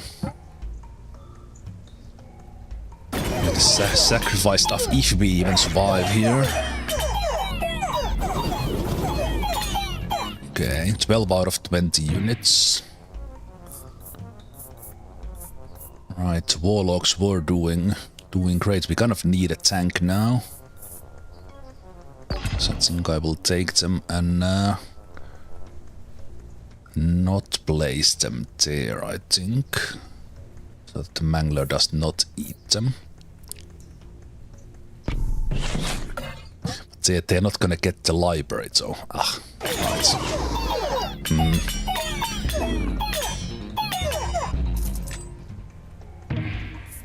Not going so super well, this one, I think, but let's see. Each gold you receive... Destroy target plot, receive 30 from each level it had. Adds 2% attack. Oh, right, it's that's just another beacon. So we could level up the bacon. Doubles the maximum quantity of Pagoda summoned ghost. Sure. Bacon. More bacon. And we're gonna get the prophecy. Oh, we already got the nostalgia. Okay. How many units left? 3. Summons melee units that inherit health its stats. Goda is not fully leveled yet. 1 attack speed per second.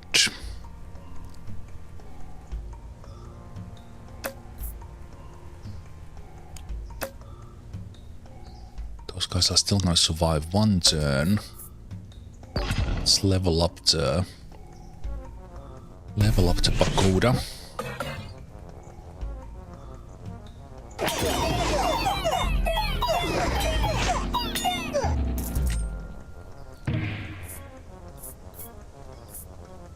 Strong but fickle warriors for hire. You always have 1 unit for each 15 or units you... Wait a minute. So would this keep the mangler fed, so to speak?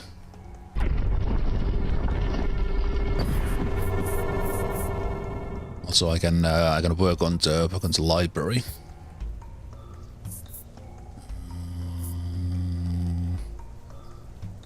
Let's do this one.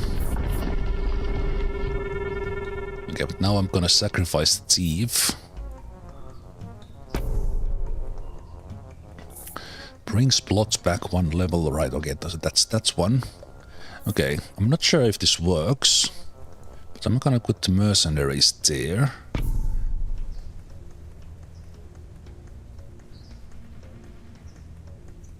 One unit for each 15. Wait, shouldn't I have 5?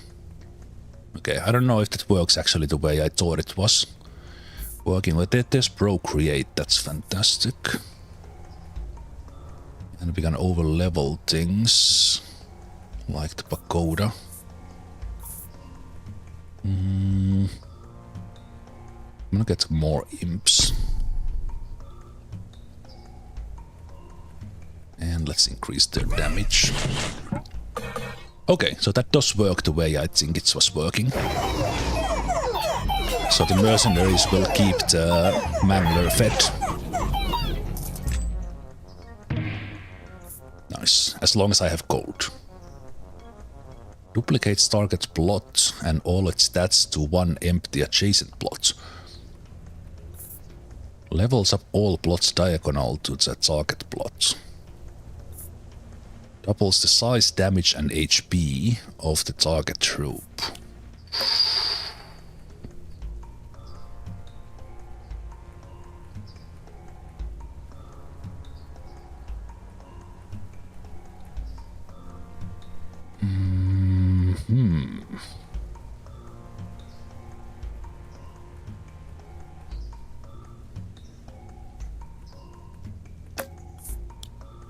What was the regression? Alright, do the level up.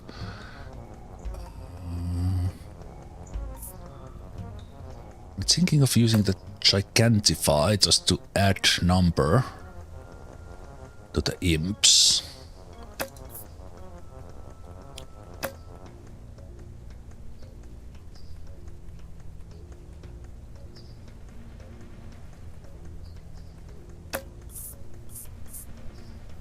Size, damage and HP.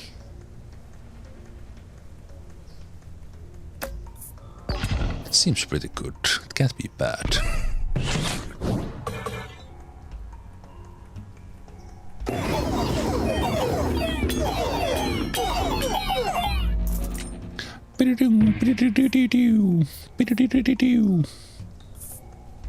Vampirism will help, but we do have that stacking there as well. But now that the mercenaries are there, we could put stuff on them as well. And I do like the bomber. We could have the bomber on this side. And then start putting enhancements on them as well.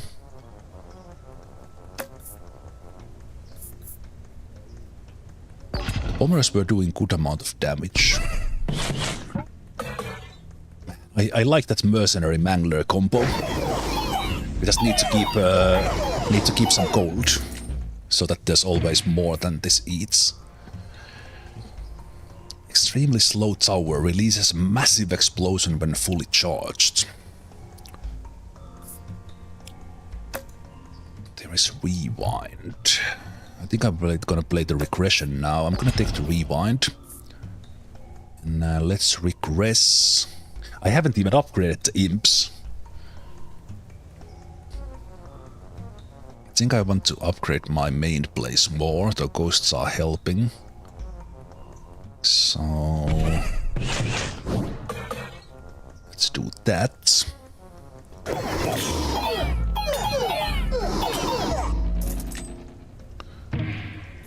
Good. And then we could get another pagoda because I got it. Ooh. Yay. Each gold you receive, adjacent plots now deal poison damage. Awful single strike dragons. Each time a plot is destroyed. I will... wait. I already have a pagoda, so I don't need to buy any more. We should put the demon's altar somewhere. I could just put it here, because the mangler is kind of I don't want to feed 2 units to it. Let's buy the demon's altar.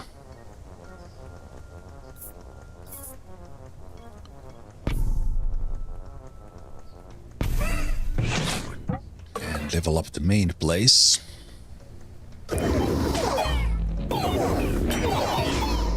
Okay, give me something good blood. Okay, level up for the bombers, who are doing most damage. Or vampirism for them that could start stacking. But do these guys self-sacrifice, right? Yeah, so vampirism doesn't really help for them. We could just level up. I will level up the bombers. After doing that initial strike there, that is also automatically feeding the demon's altar because they always die. I think that's how it works.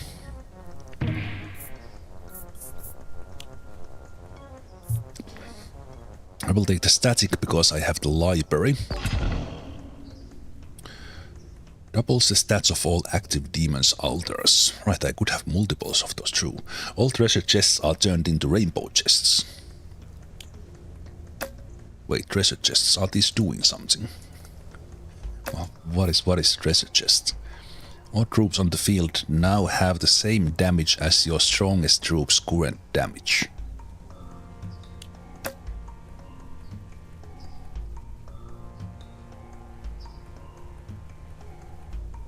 Are they all gonna get 36 from the bombers?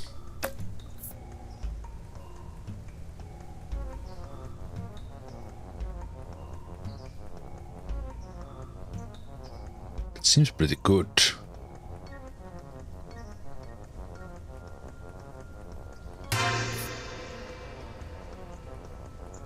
Oh, yes.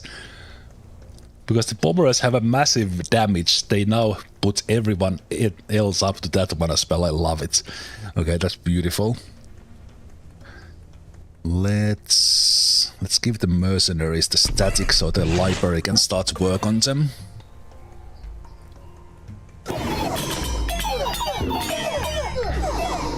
Some boost here to start boosting those guys as well. We can add one level to the bacon, or spend gold to put bombers up. Also, the imps are starting to pile up as well. I will level up the bacon. Because bacon. Why not?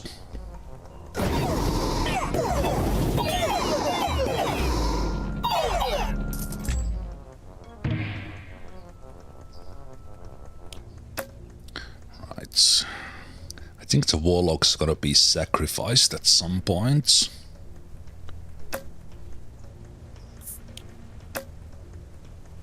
So we could take the offering. And with that I could make peace with King of Spells. We don't necessarily need them right now.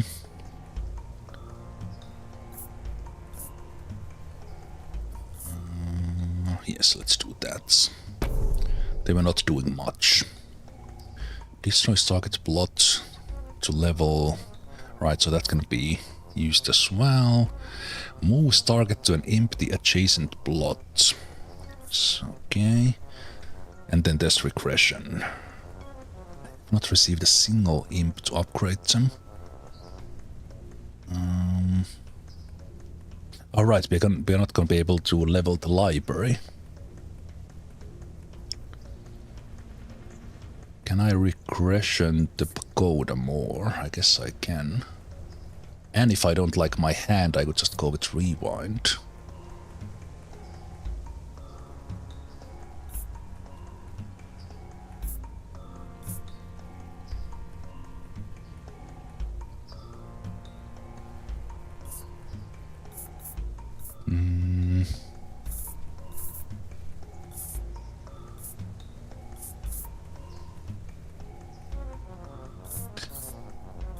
I think I will regress the main place.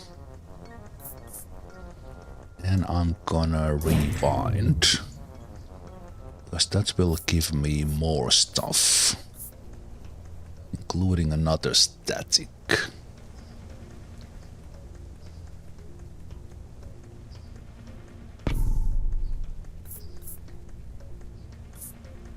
And still have that one.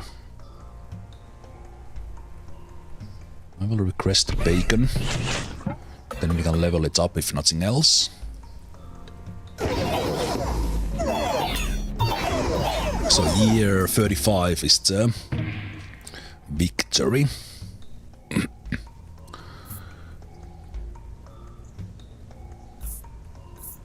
Summons melee that inherits health its stats. Let's get...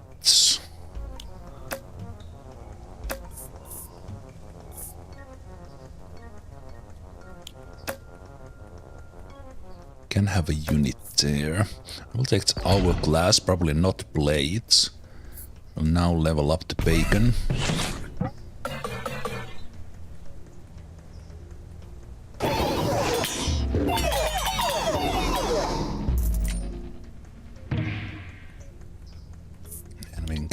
pagoda. Get that leveled up and we get an expansion.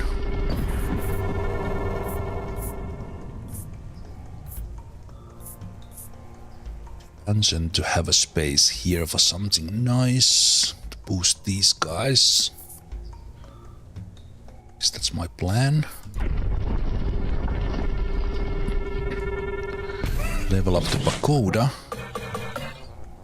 So the ghosts are doing a lot. We have the rainbow guys.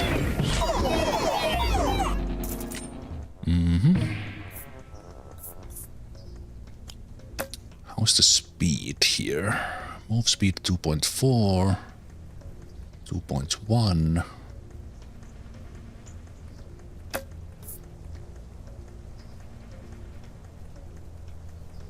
One empty adjacent plot every year.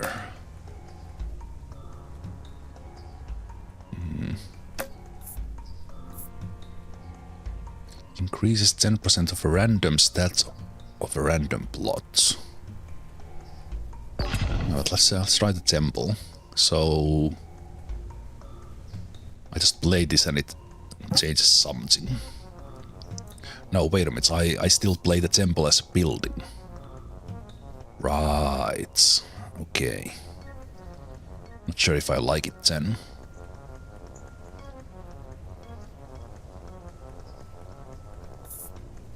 Let's put it there.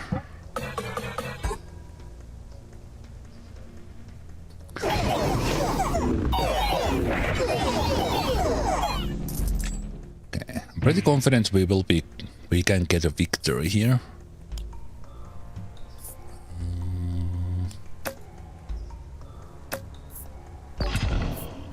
Like the rewind, we could just sacrifice that one to get free. It's not doing that much.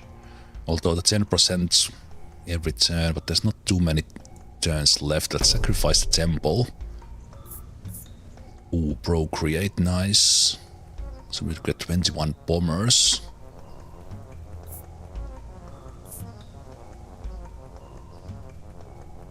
Or those guys. We have a wild card finally upgrade the imps. Okay, let's do the imps. Level them up.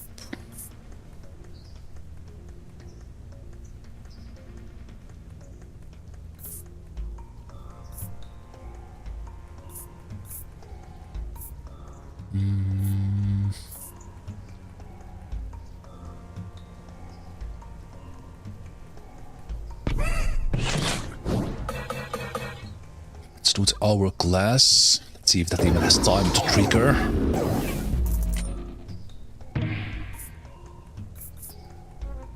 It explodes when killed. If an adjacent unit dies in battle, summons an imp. So that could work in here now. Yeah. Let's put the cemetery. And Mangler, of course, it's getting better.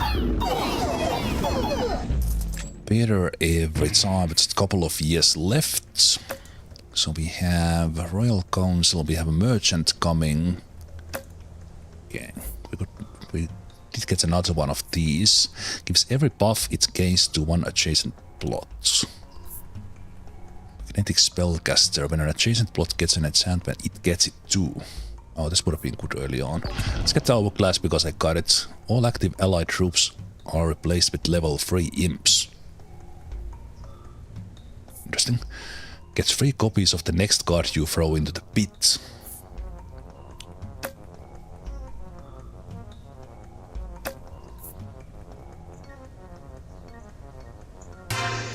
Let's see that and keep that in mind. I'm not gonna throw anything there now.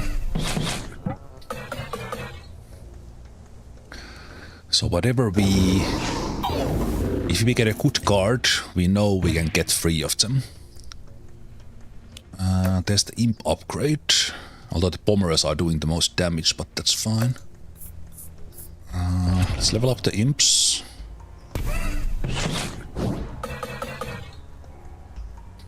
That keeps on working. I'm quite confident we will win this. It's not too much struggle, but then not sure how far we would go after that. Let's get the adrenaline. And then we have the store. Gain unit whenever a different adjacent card gains 1. Mounted by adjacent unit sums its stats with rider and pierces through the front line.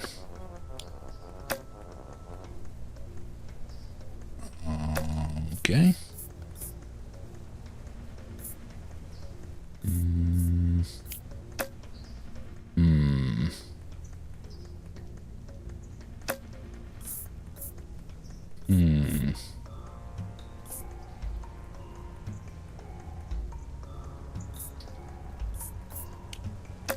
No, with the wishing well, I can get a level 3 unit. Wish I could play it here so that imps and bombers could ride the dragons or raptors.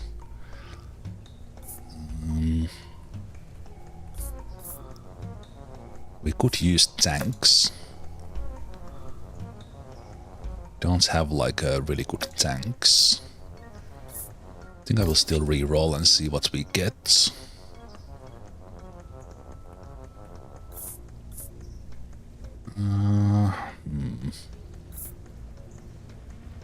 Builds traps. Summons. I should have gone with my gut and take those. Take those first guys. We could level up the mercenaries.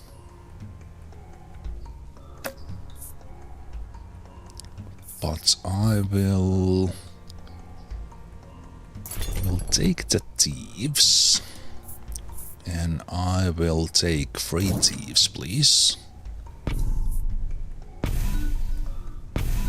Those will handle whatever is doing stuff from the back line. And then we will increase the imps with adrenaline. The library can work on as well. And attack speed of my units is increasing all the time thanks to the bacon. Let's overinvest on the imps.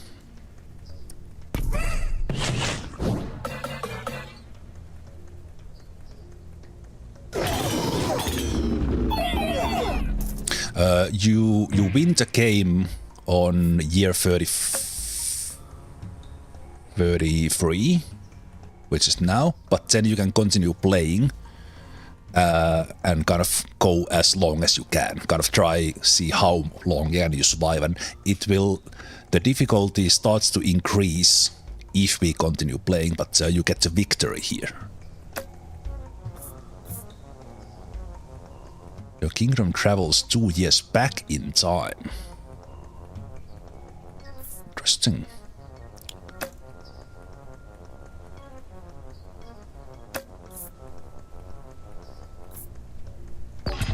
This portal kind of sounds interesting. King of Time, so we're gonna...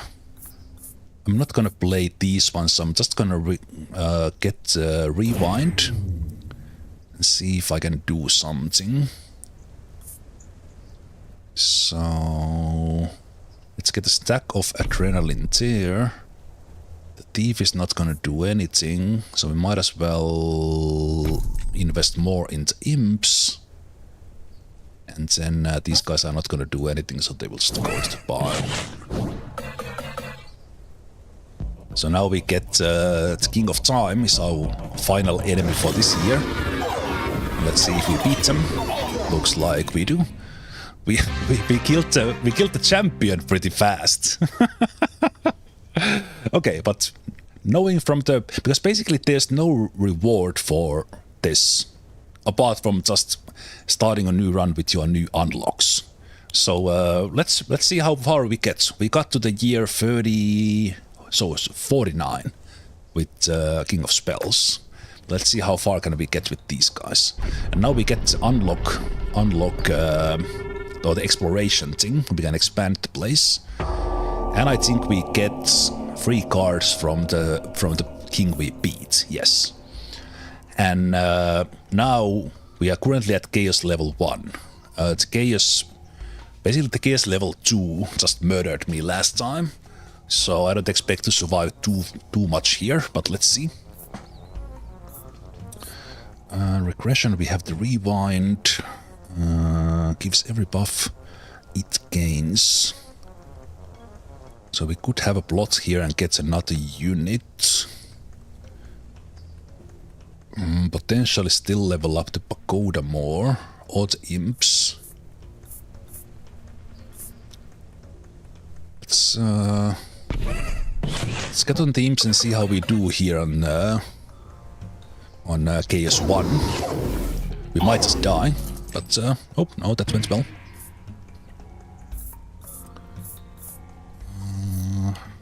There's the level up for imps I was looking for. Although the mangler could upgrade as well.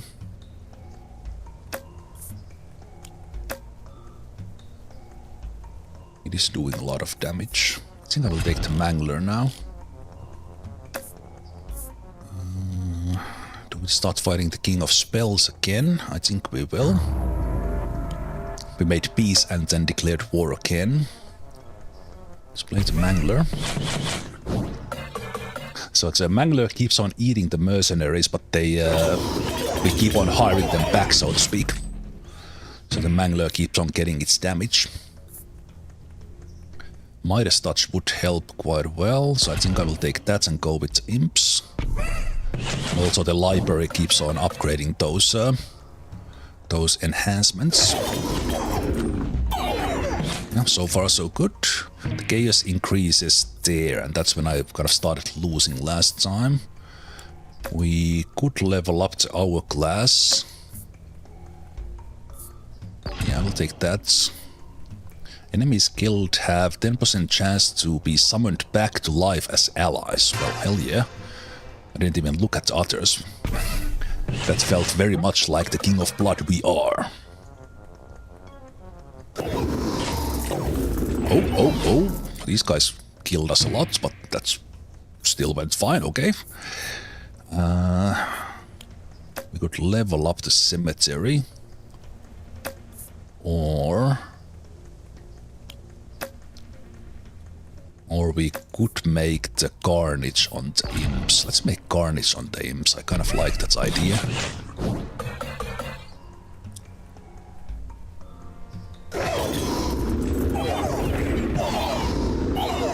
Oh, getting close. There was not too many units left there. Okay, but we can take new levels there. When adjacent plot gets enhancement, it gets it too.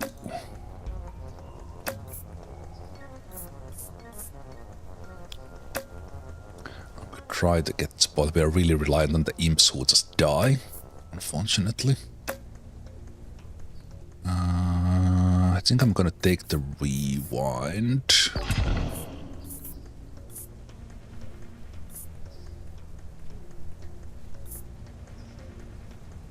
Gives every buff it gains. Amplifies 1 extra plot per level. Traveling 2 years back in time could be good. I will do that because we have we can add a stack of carnage or gain more gold.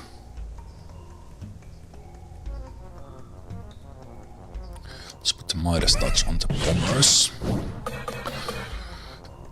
So it was already quite close. We don't have like really tanky units, and our bombers just dive in there and kill stuff. But okay, King of Spells, we are just dominating, and I can finally upgrade my library, and we get the Jack of Magic. Okay, so we can upgrade the library.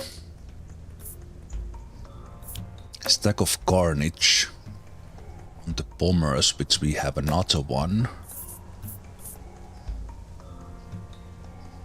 Enemies killed by the bear explode. The combustion would work really well. I like it. And we could level up the We are still missing some levels. I think I need the shield on the imps, and I will do just that. So let's do the combustion stack. Let's make them live longer and level up the library.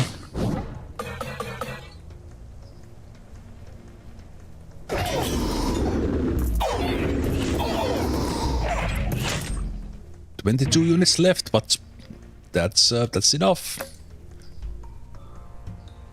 That's enough." I'm gonna play the Carnage, I know. Let's put it on the bombers. Ooh, I think... Hey! Our Mangler dealt with everyone. Fantastic. Okay, so our units are now dying. We could get the cemetery to kind of hang in there so that the Mangler can finish them up. And of course the Demon's Altar is getting more powerful with that.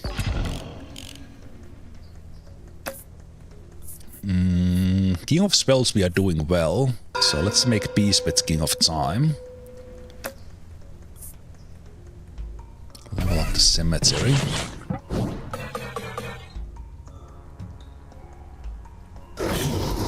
Do we still do well against King of Spells? We do. Yeah, these guys, King of Spells, we just swoosh by. Offering is nice, but I think right now I will still get one more for my library, since we had the chance. And I could always re-roll if we get like the really tough enemy. Do we survive the mirror match? Oh, that was kinda close! That was kinda close! Oh man, okay, we still... Okay, so the chaos is gonna increase, and I don't think I'm gonna make it to year 49 this time. The imps can take a level, yes. Okay, so this will just kill us now, because we were that close to losing already, so... GG. Very likely GG. Oh! Oh, our cemetery imps were doing a good intent. Okay, this is new. This is new. Moves targets. Chaos. Oh, these are different. These are chaos. So is this like a higher level version of the regression? Or is this... No, wait a minute. This is random from all the kings. Kind of... No, wait. These are like random effect of the cards that we are familiar with.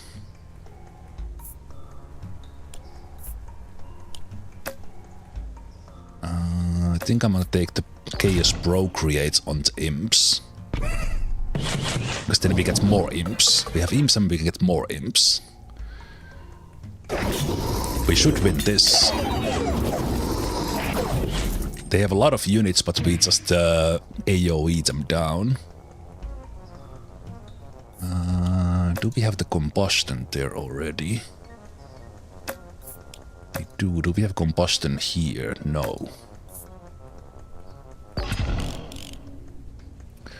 Wage war against... okay, we haven't been fighting against King of Nothing.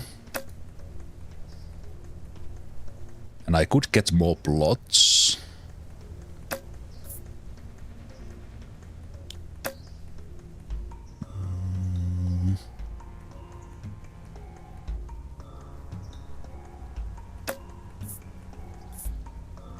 Let's try King of Nothing. We might struggle against him now.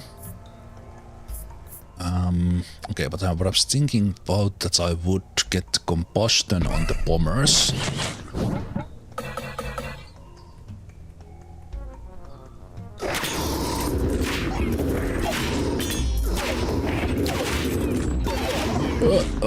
but okay, that's good, that's good. Okay. And the farm is not gonna do that much now because we are so deep into this. But we could get the paladins in there to help us with a little bit of defense.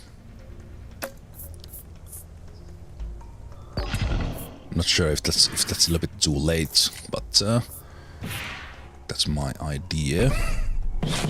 There's not many of them actually now. Let's see.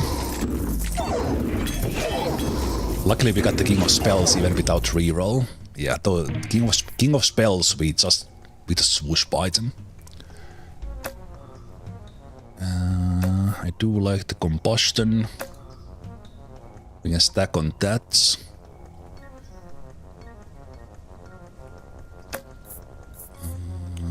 Also at the offering, if we would like to get rid of something, I think I will just stack on the combustion. Double, yeah, let's go evil pact. Doubles the maximum quantity of pagodas summoned god. Hell yeah. Evil pact there is. Imps. Dun dun dun dun.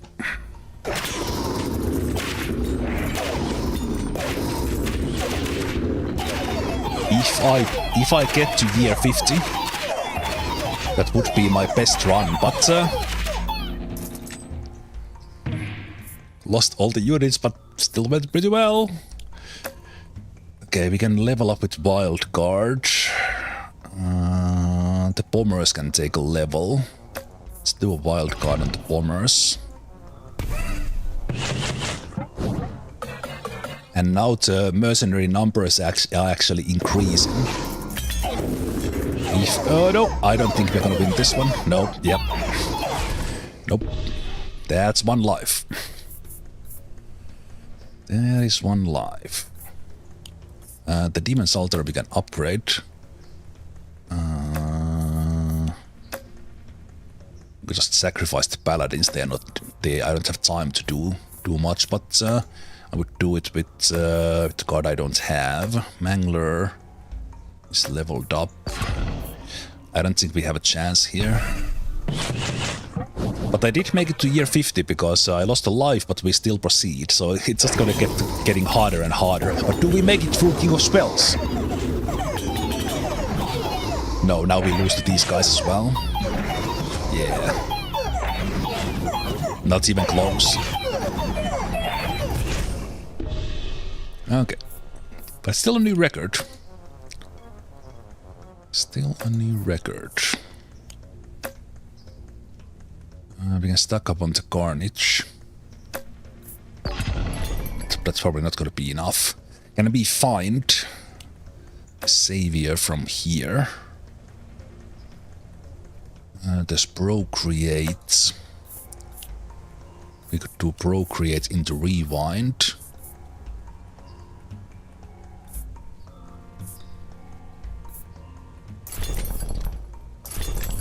Let's do that. Reroll.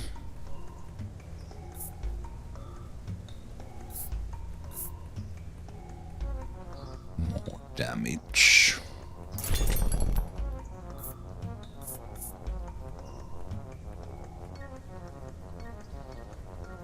Okay, what if I get more bombers?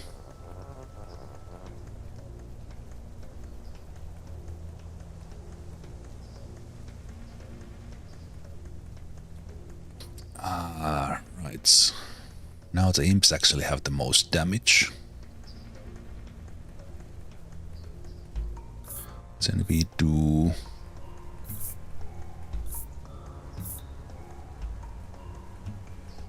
Carnage.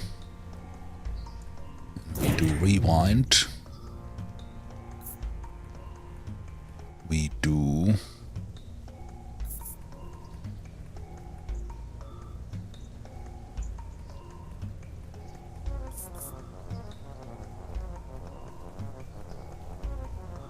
more bombers.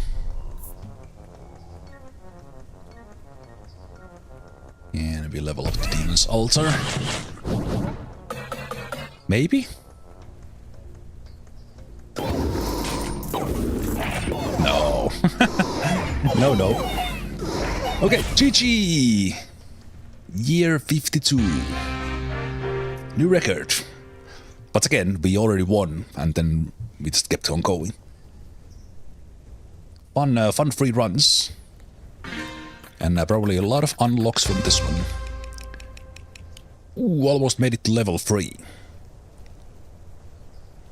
Not as many units killed. But surprisingly well. Again, this was on the lowest difficulty, so... Which is, of course, what we want to do here as we are unlocking stuff. Okay, this is a generic perk, which is great. All summoned. This is King of Blood. Specific. Let's see, so I assume we unlocked King of Greed now. Yeah, looks like and we're gonna probably unlock one of these next. So far I have unlocked a new king after every run, which is of course great. So let's have a 4th run with the King of Greed. Cast a ray that insta-kills targets. Golden enemies drop gold. We have the Thief, we have the Mercenary, we have the Vault, we have the Bacon, we have the Dispenser, Mortgage, destroy target bot to receive, Overinvest and Midas Touch. Let's continue on the Peasant difficulty to keep on unlocking stuff, but of course we're gonna use the perks. So we're gonna have all group stat with HP, and our base will have increasing stats. Okay. 4th run, King of Greed. The year is 889. Wait a minute, does that number go up? Let's go with Trident True in the corner. Mercenary is not gonna do much, is it? We always have 1 unit for each 15 gold you. Ugh. Okay. For each gold you receive.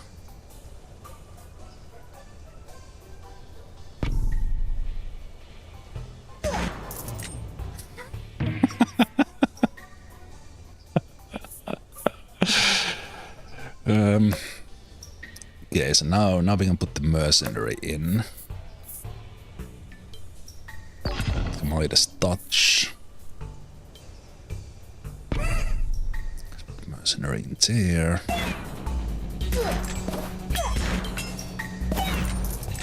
Okay. Kind of relying on those things now. Then we can get the Flame Tower. Adjacent plots and tower. I haven't used the Cauldron. Let's take the Flame Tower. What will we get? Doubles the HP of the card on the target plots in the Year of the Prophecy. Doubles the HP. I will not reroll this. Let's see where it lands. Okay, these two. We should put units there and keep on building HP on them.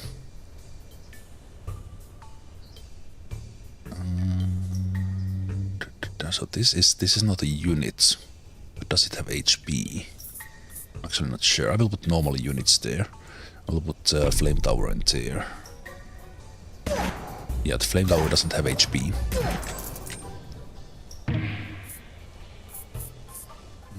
Receive free gold at the end of every year, so we could just put the vault in. Keep on stacking gold.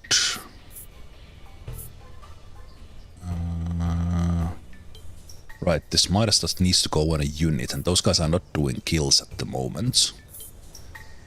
I will get the vault.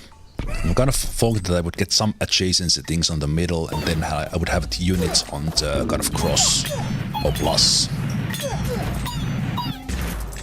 Okay, the units die, but tower is carrying us. And this was King of Blood, we could get the bomber, but I think also upgrade on the palace could work.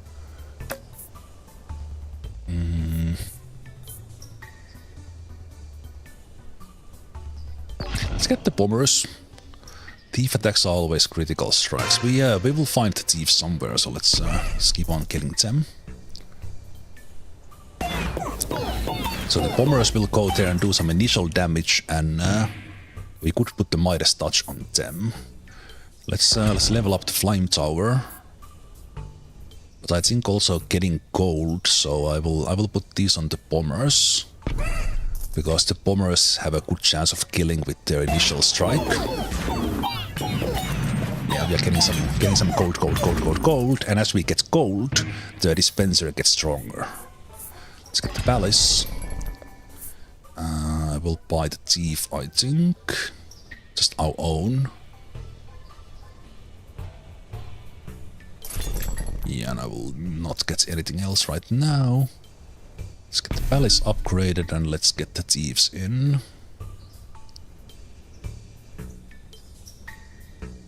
Still waiting for some nice adjacency item in the middle. And of course we could get multiple of the dispensers, but let's keep on upgrading them. Okay, all of these are great. I think I will just upgrade my dispenser, because they are kind of... Well, they are not actually carrying us with the damage. But eventually I think they will. They're kind of even on the damage. Not really interested in any of these, although... Earthworks is really good. That's always usable. King of Nomads, that's a new king. Let's get them just because of that. Let's upgrade the flame tower.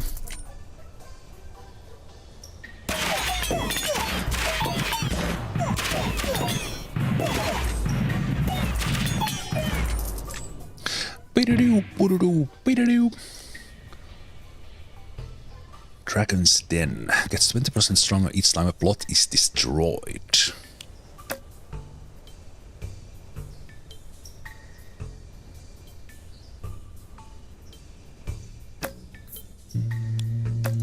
Could increase the thieves' damage. I think I will go with that for now.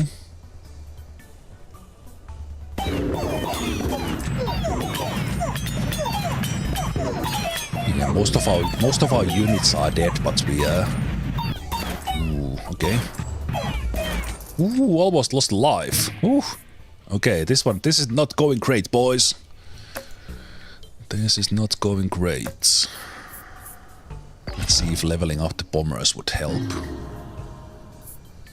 Wait, peacetime. What did that mean? Double. Oh right, it was the. I already forgot. I already forgot that that was coming for these tiles. Oh well.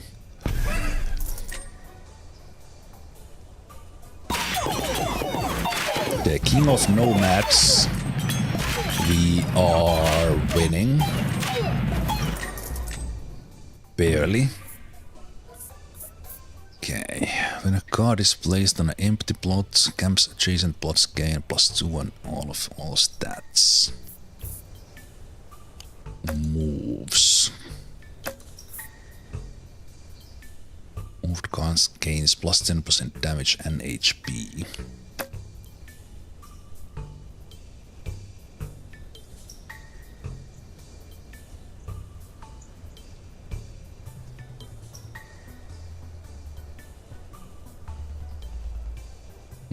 We could unlock slots there with that, so that's still an option.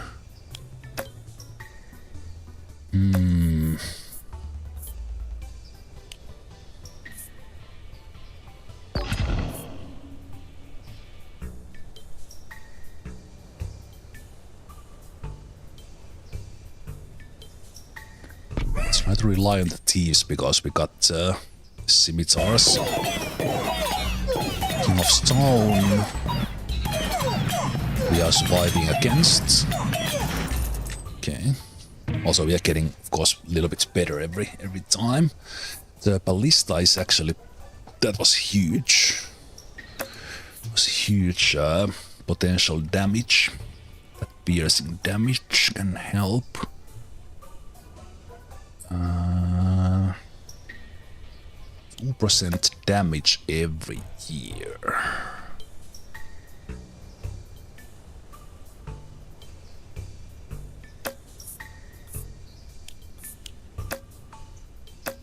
I think I will get the ballista, so. I think the critical damage stacks with what we are doing. It works with the thieves.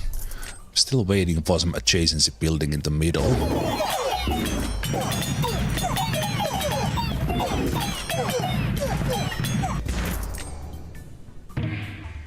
Yeah, the ballista helped us now. Let's get the palace and level up the palace because it's doing a lot. King of Stone.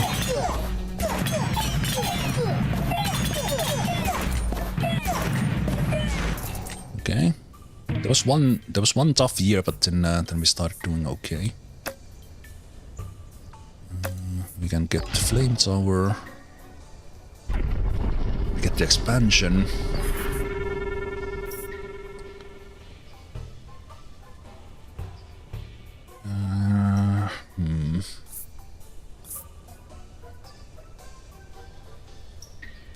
Don't have any of the adjacency things right now.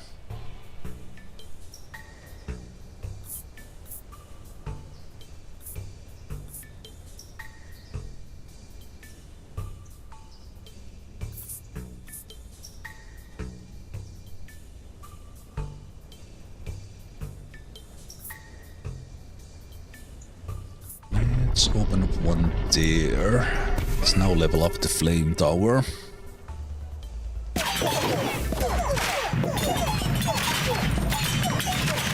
King of Nomads still going okay.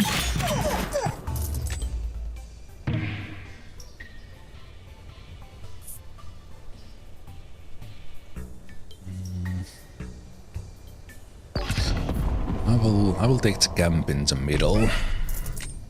It's the first adjacency thing I see. Jack of Rainbows could give us something great if we survive. There in the end we were not losing units. Doubles the size.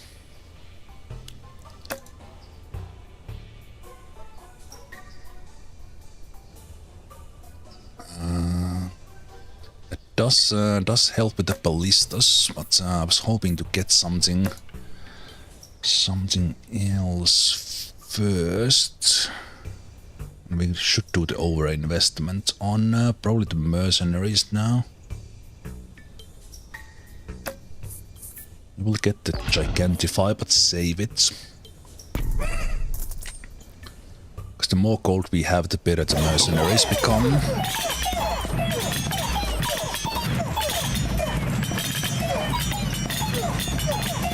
Okay, the mirror match is actually quite even. Bacon.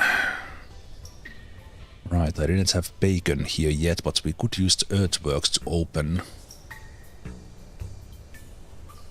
a place.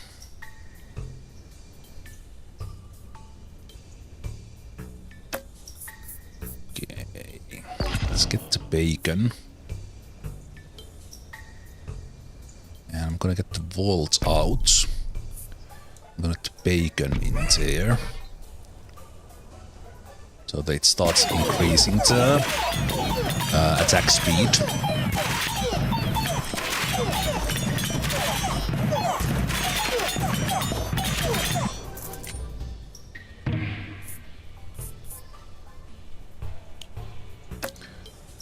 Mounted by adjacent units.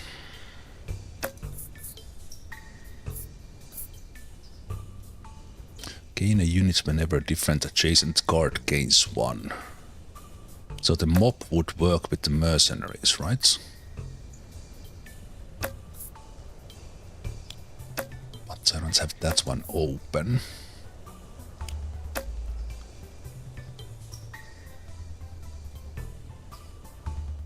Vault we can place now.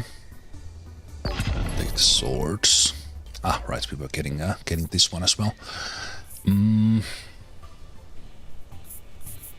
now take quarry, I think. Creates roots, forest, chasins. Let's get the quarry. Let's re-roll.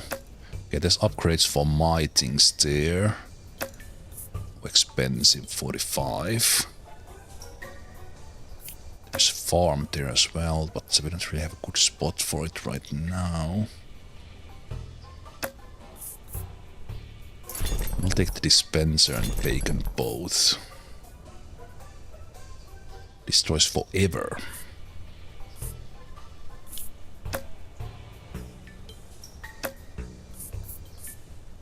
We'll reroll once here. Also, I think it's super expensive to buy anything. So we can level up the bacon twice. There's also the camp, which we have in the middle. I think I will try that. So we're gonna do the bacon, do the dispenser, we're gonna do the camp, we're gonna do the vault. I'd like to get units here. Sure, is this a moment to use the Gigantify already or wait? I think I will wait until we are even closer to dying. So let's get the quarry in.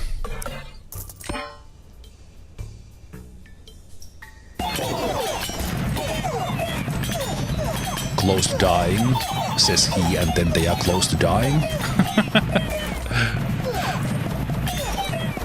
4 mercenaries with the flame towers here finishing the job. I think I will take another ballista. They will get better. Better over time. This is definitely the most struggle. But there might also be like a... Yeah, kind of just there in the balance and then it would tip over. Bacon can be increased. There is the Midas touch.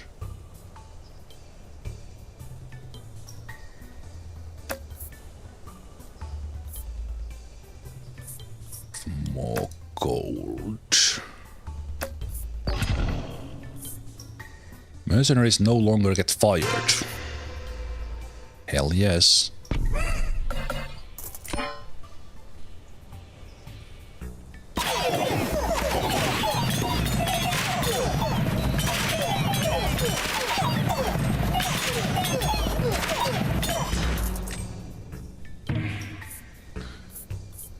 Okay. Shields. Shields could help them.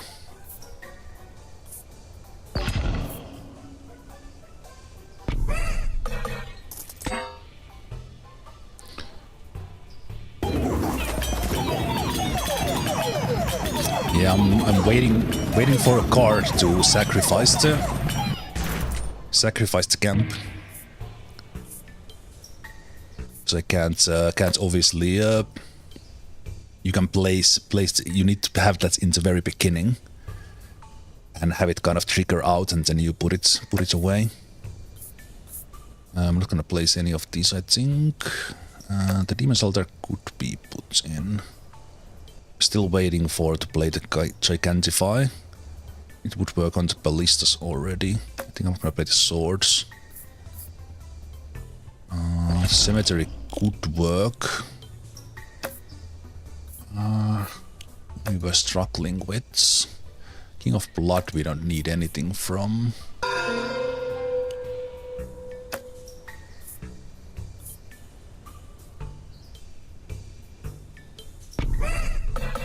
Let's add the ballista damage. They are doing the most. Ooh, they have a nasty backline attack there. It's okay. Destroy target plot to receive. Right, so now this I could use to get rid of the camp. put something else in its place.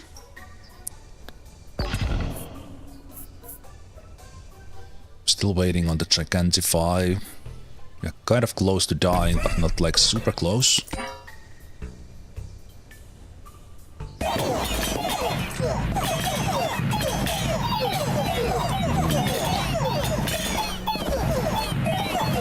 Okay. Because from our units, the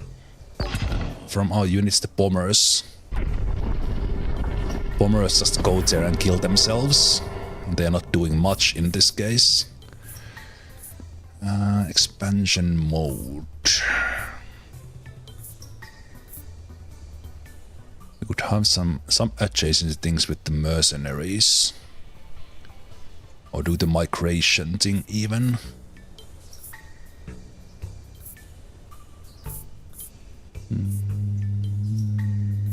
Yeah, let's unlock that one. Still waiting with the Gigantify. Let's upgrade the ballistas. The mercenaries are now increasing their numbers because they don't die.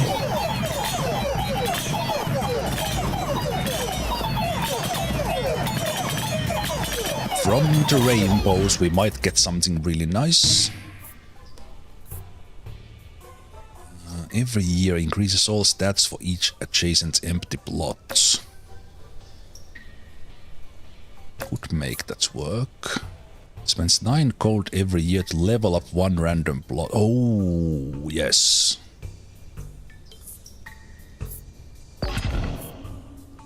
Yes, Shrine.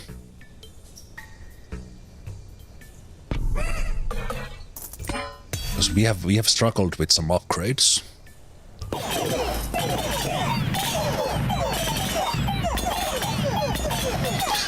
I think these I only realized it now actually when you asked. I think if we get this plot unlocked where the chest is, we get something out of it.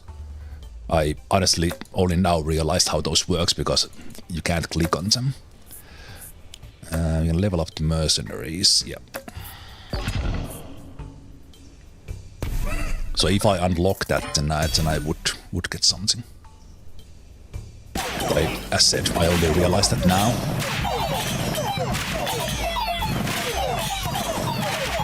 Okay. We only have 7 years to survive.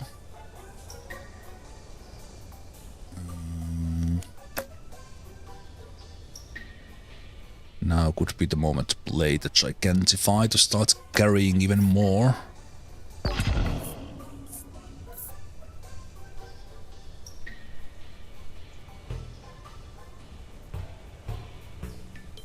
I will see if the mob works in a way that's because we get more mob as the mercenaries keep on recruiting. I should have picked the mob there early on when I had a chance.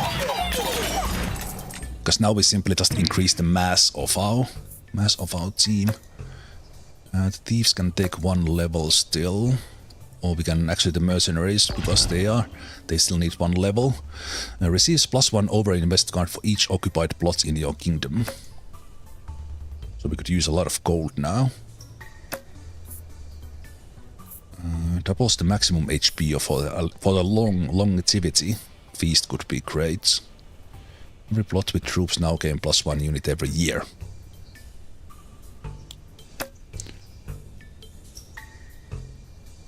Right. The ballistas are incredible as they get numbers. Oof, tough one. I think the conscription overall will carry us longer. The mob will pile up.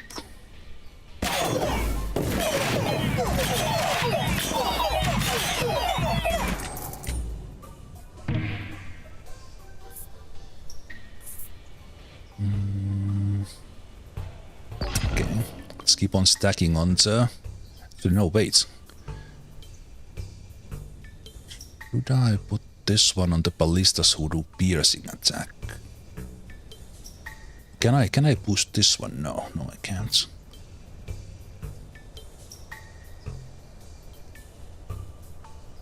I'll put the frost on the ballistas.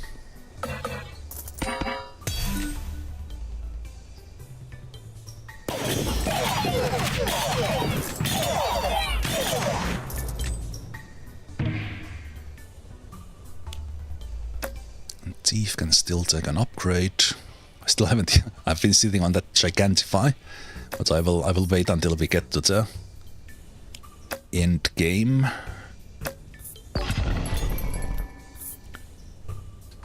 Ooh, vampirism will work great. There's procreate, which is amazing for the ballista. I like it. Vampirism will help to keep those guys alive. Are we gonna do offering to take something away?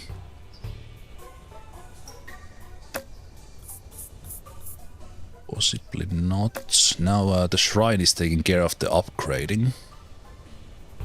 Almost everything upgraded already just thanks to one level of shrine.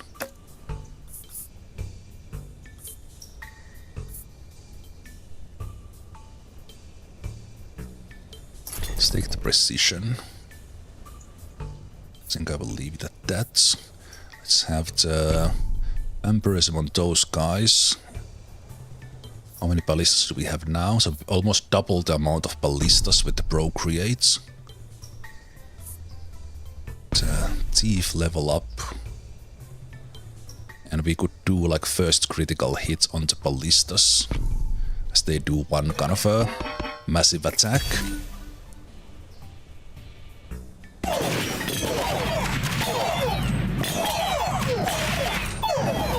So now the remaining mercenaries will stay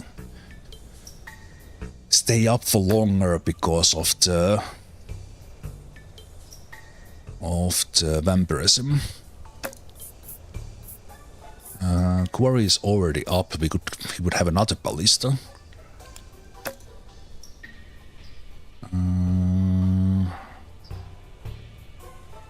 I'm thinking that I could actually double the ballistas.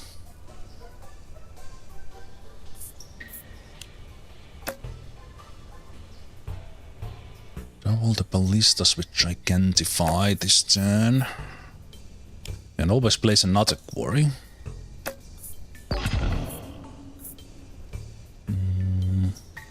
I will Gigantify the ballistas now. We don't have like a mechanism that kind of continuously increases our damage in mass. But yeah, this shrine is amazing.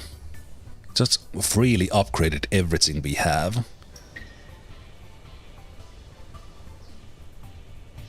Yeah, everything is level 3. Well, beacon is not, but it soon will be.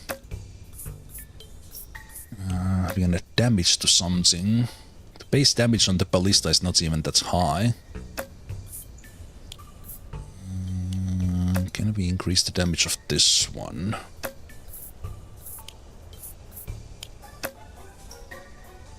I think I'm gonna take the swords, but I'm gonna play another quarry.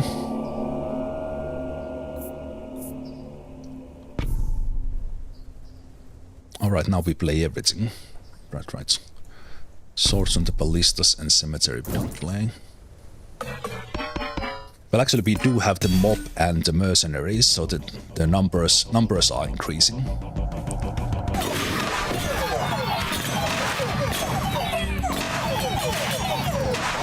Okay, the champion is not taking much damage, but we have 104 units on it. Easy victory. Dun, dun, dun, dun, dun. As we should, we are playing on the peasant difficulty still, just to keep on unlocking stuff.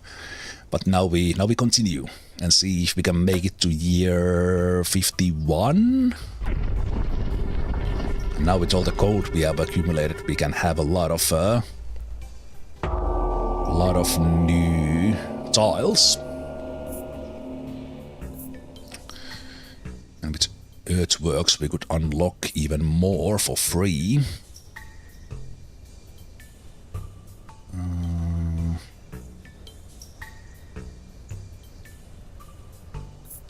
This quarry we could unlock those ones.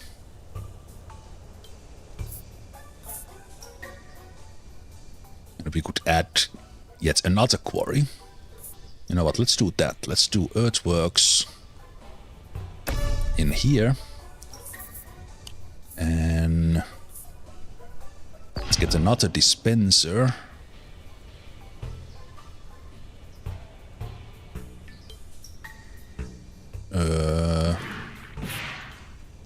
From what I thought the game bugged. So then we're gonna place another quarry. We're gonna place another dispenser, another quarry, and we're gonna unlock a slot, and we're gonna put down ballista. Oh right, it was a chest. Right. A little confusing what's happened there, not gonna lie. Let's get the Midas Touch. We were doing great against King of Spells. No, that was the previous run. No, was it this run? Maybe it was this one. I don't know. Let's take them. Let's put the Midas Touch on the ballistas.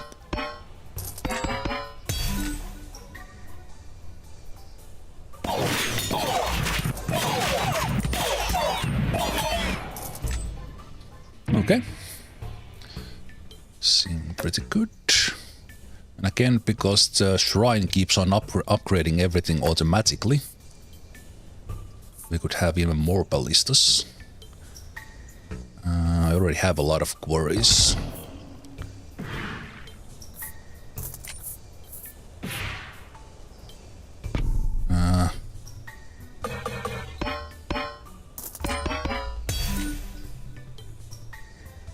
Hey, the shrine leveled up itself.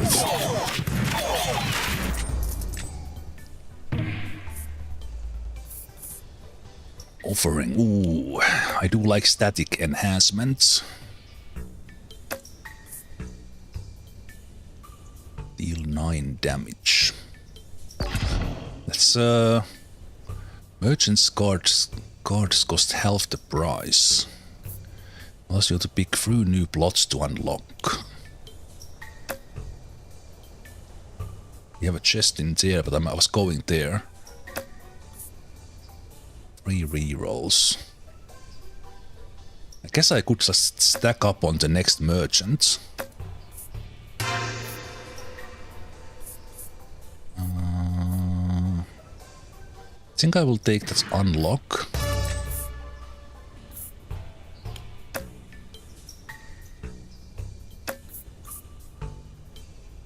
Wait, we can put other mercenary down, right?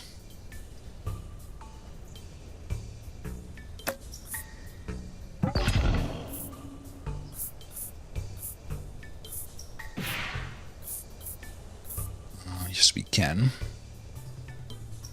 So when I put another quarry down, and we're gonna take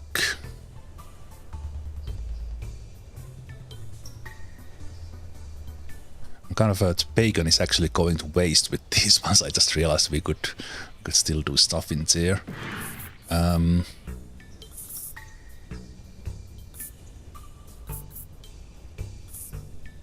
it matter? Not really.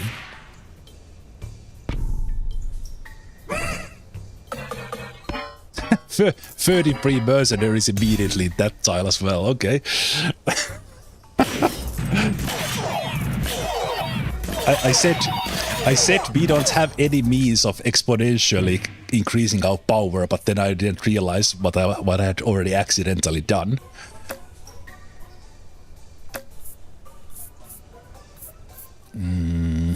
Another mercenary, I guess. And the shrine keeps on upgrading everyone for free eventually.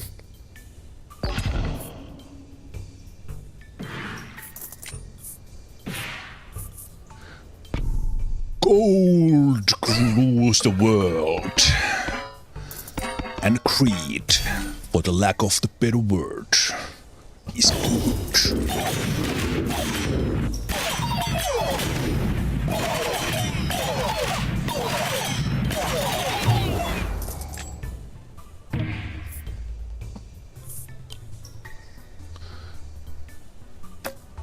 offering.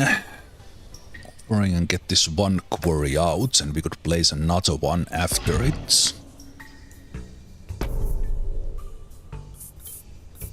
Swords migration. We could move this over and have a unit there to benefit from the bacon.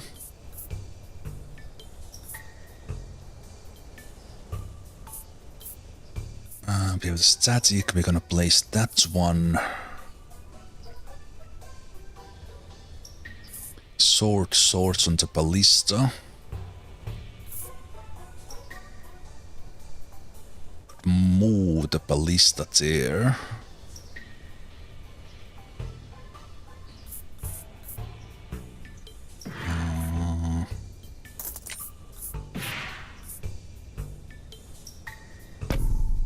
Move them so they build up. Let's give them the... Wait, did they already have the static? No, I was thinking about that before. Yes. And then... the quarry down again. Blim blim blim, blum blum. Okay, quite a lot of stuff is happening every year now.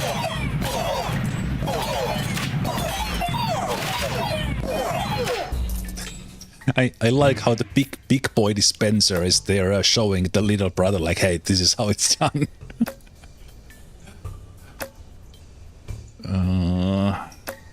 Okay. We could have another flame tower. Because they keep on getting better from the quarries. Yeah, I think so. Okay, then we have investments to do.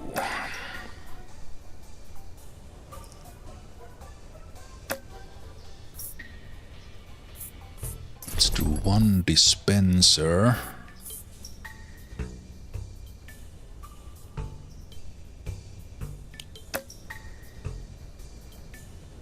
Adjacency potential there.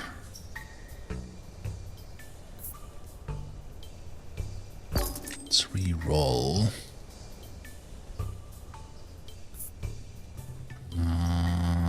Do another dispenser.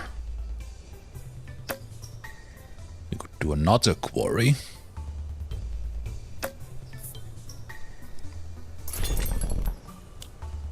How many is that already?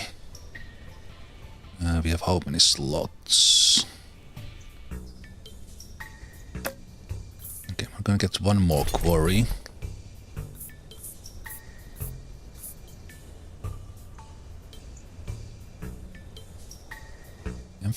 Amplifies one extra plot per level. Gives every buff it gains. Okay, that's feels too complicated right now. I think I'm already good. So we're gonna do...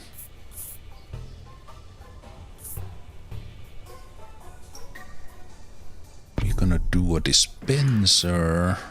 We're gonna unlock a slot. We're gonna put down a quarry. Are we just gonna commit to this one now?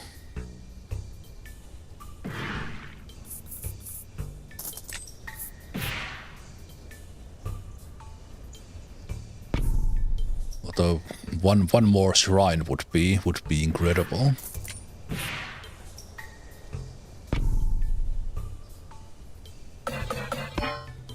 That's kind of all over the place build, but those quarry +2 damages, if we just survive a couple of years, we are just gonna get better and better and better.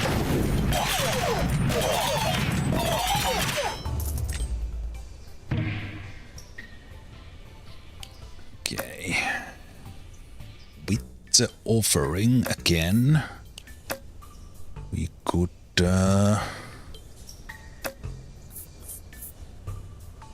Enhancement, not really doing anything. I think the offering is the one I would take. I will just pile up on the ballistas there as they are doing a lot of stuff. And we are just getting a lot of the mob, a lot of the mercenaries. Now our army keeps on growing, but will we continue surviving?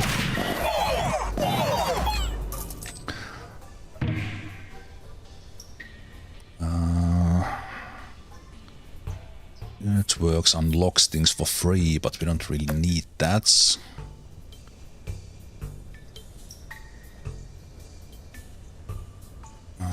Is there something that is not doing anything anymore?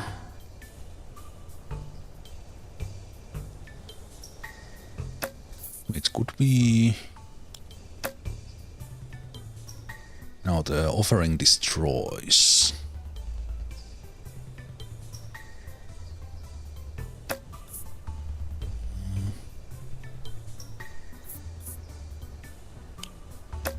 We could place another flame tower there to keep on so that it starts continuing power. I think we make peace with the King of Nomads.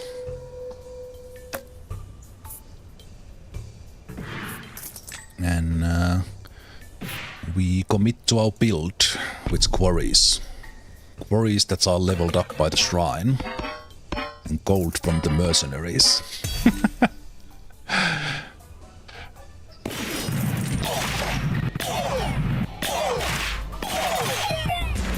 Let's see how far this goes. We still have a couple of years for the... I guess I could level up one of the mercenaries, but on the other hand, because like if we just survive long enough, the shrine will level them up. So I could level up my smaller dispenser. I think this just gonna these other dispensers are not gonna pick up fast enough. This dispenser is amazing because it's been there for a long time. I think I'm gonna just play the swords. I'm gonna take the dispenser and we're gonna play the swords on the ballistas too, because they do the most damage from the units.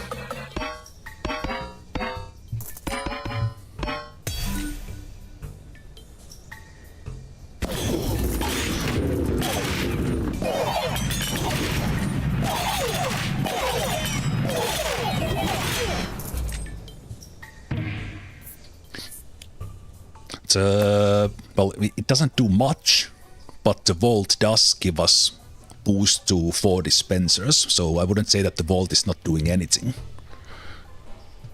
Because it's boosting 4 tiles and giving us gold, which also acts on the mercenaries. Static will be pretty good. Okay, this is where every run has started dying. Let's see how this one goes. So we get another stack of static, but the bombers are also doing some good initial damage. And also maybe putting the static on the thieves who go to the back line. Let's try that.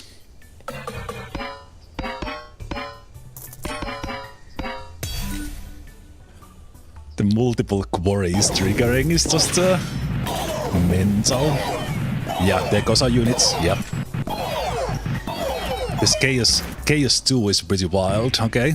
That in the end went okay. Wait, what? Adds 999 raw HP to target? Wait, what? What Chaos?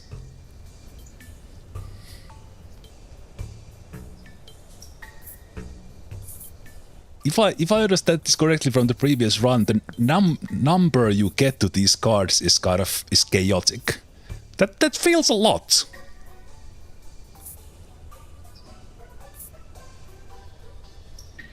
Like I imagine that's like the maximum roll. So what if we give the HP to like my main mercenaries or something?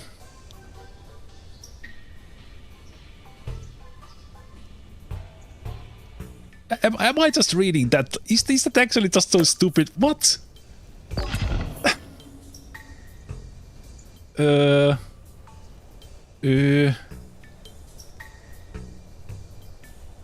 not doing much damage, but they are defending.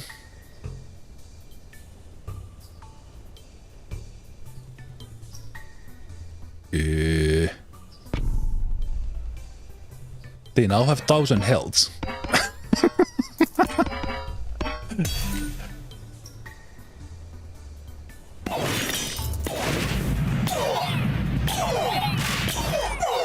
And the longer the 1000 health mercenaries stand there, the longer my insane insane dispenser keeps on doing damage. What? Oh, this is fun.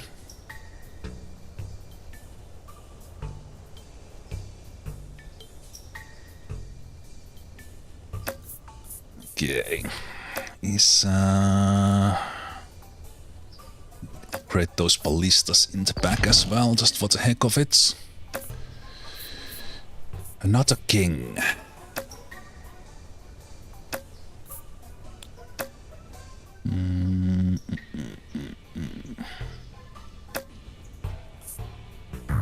Progress. Although we are gonna die. We're gonna die soon.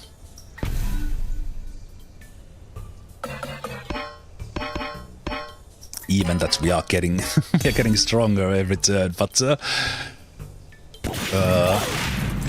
let's see. Okay, that went better. This could actually go reasonably far.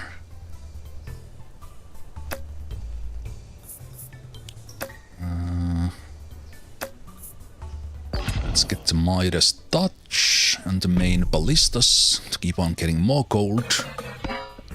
Merchant is coming there if we would survive.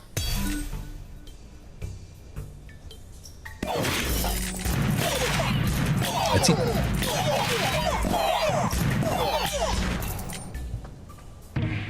the damage on the mercenaries went 10x because they now actually stay alive. I'll just upgrade the ballistas in the back with these. All active troops gain 3 stacks of Midas touch. Okay. Critical damage. The dispenser critical chance is 1%. So should we just get the crit chance? Just getting insane amount of gold would... Wait a minute, this would boost all my... But the units are not doing that much killing. It's kind of the dispenser. So I don't know how much the... Well, we are gaining gold though. This dispenser is up to 4600 now. Okay, I feel like critical chance is pretty good.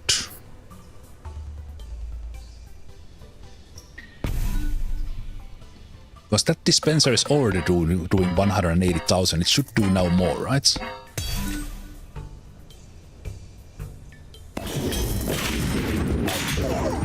And we have 1000 hit point mercenaries holding the... Okay, this... I think this run will beat my record. Because every run so far at this stage has struggled like hell. Okay, I do like combustion on those on those ballistas who are now doing 170,000 as well.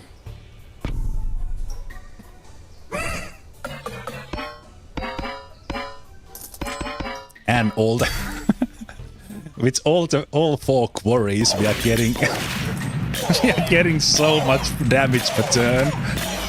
Oh, this game is so much fun. Oh man.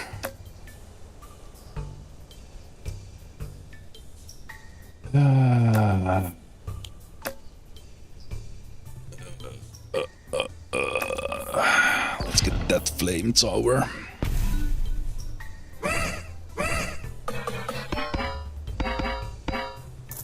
Doom doom doom doom doom doom doom. Level ups, more guys.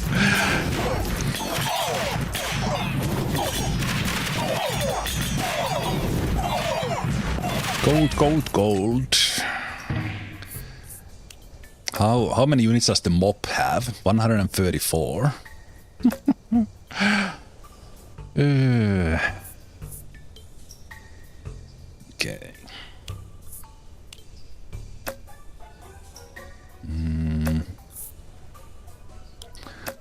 static there, which we could put on those mercenaries now who stay there for longest. And now we get to use all this money. But on the other hand, we are kind of, unless we remove something with offering, which we could like remove like this flame tower or something. Or are we already like leveled up enough to get rid of the shrine? No, we still have years to go.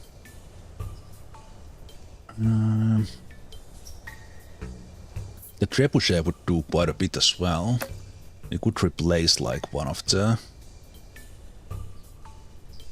I don't even know what I need to do here, because this feels like this build is ready in a way. You could just level up the dispensers and have the shrine trigger on other stuff.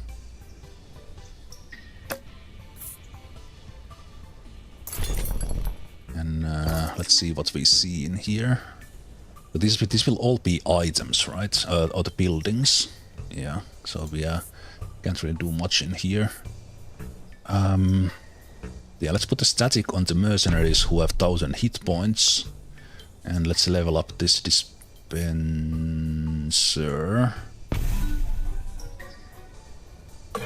Recruit, recruit, recruit. And then like 5 quarries trigger. I don't know how many times. But the enemy numbers go up as well.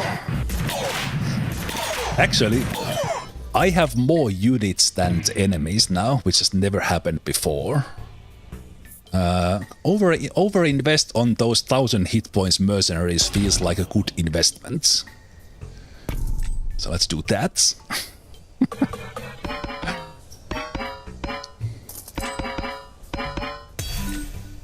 Already the best run. 52 years. Oh, year 52. Oh no! The King of Stone butchers us! Ooh, that was close. I like how this game ramps up with the difficulty. Really nice.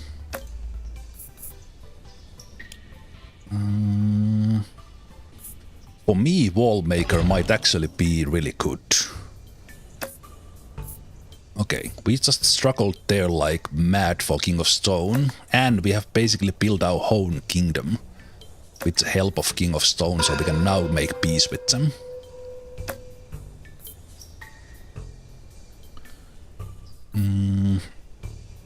Yeah, I will just level up the last dispenser there.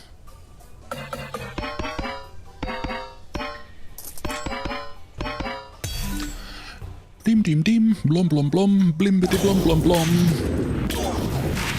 King of Spells.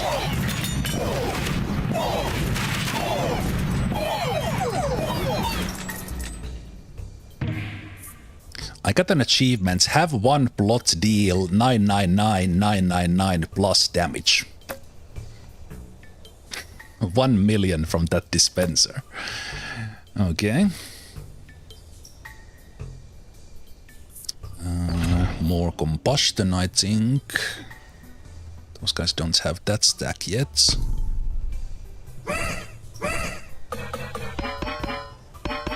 The chaos level increases there, so we're probably gonna lose then. Or at least start to struggle. Oh, no, we struggle already.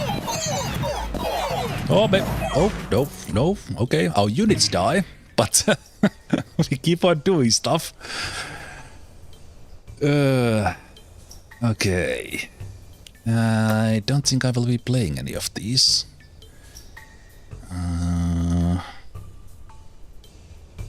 These mercenaries, like the normal mercenaries, are not doing like that much.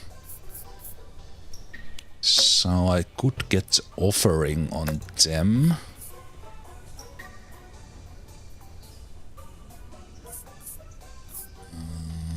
Don't think I will maybe play this one, but I'm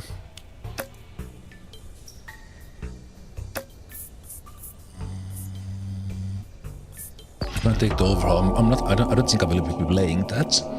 Okay, so if I take an offering on these mercenaries, ooh, 3 overhauls. Come on,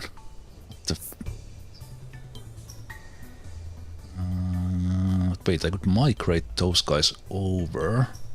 This flame tower is doing a lot.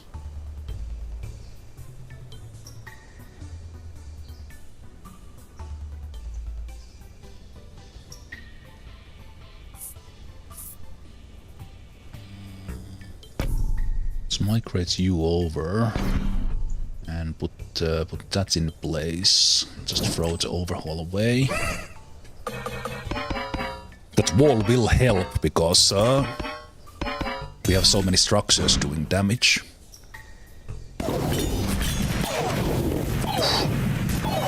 So many units die. Okay, no. That's life. Okay. So the first death on year 55. I don't think there's these even my 1000 health mercenaries now started dying so fast that they don't have time to do damage.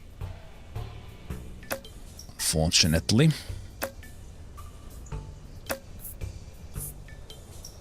I guess the Midas touch still works on the ballistas.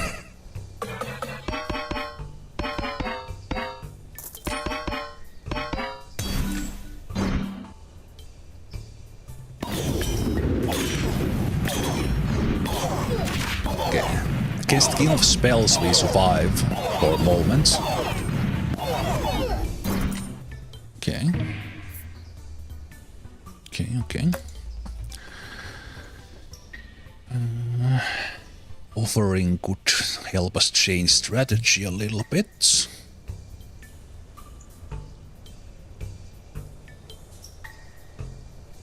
Maybe get rid of these mercenaries who are not contributing that much. Really? Ooh. From King of Nature we could get procreates and other stuff like that. Maybe we'll try how we do. Also I think the end is near.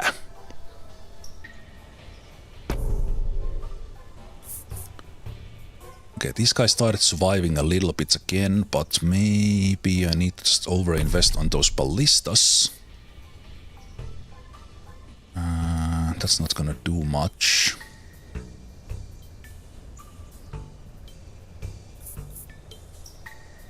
Actually getting just some life on the thieves might help a little. Now we do have an empty plot that we can do stuff with, if we happen to survive. I'm doing 1.6 million damage with the dispenser and it's not getting us anywhere. Well, it got us this far. And one unit remained. Okay, so that's not gonna do anything. Summons a fighting spore every 9 seconds in battle. Spores accumulate every battle. Creates a truth that traps enemies. Would this help us to keep them in place? We don't have an overhaul to get rid of it and sacrifice. Let's try it orchard.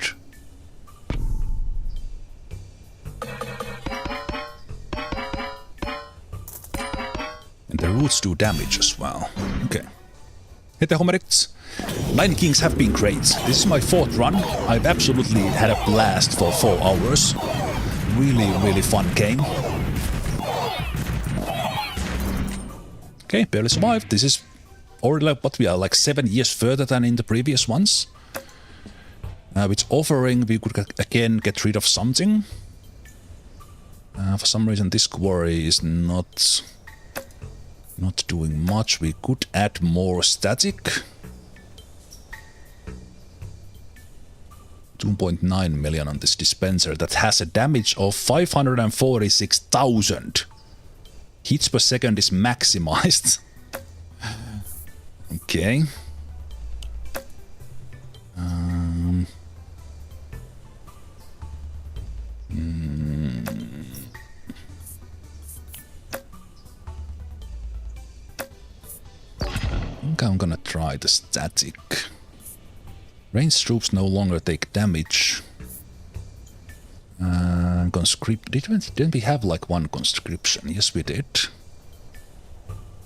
Let's take that. It continues makes our ballistas better.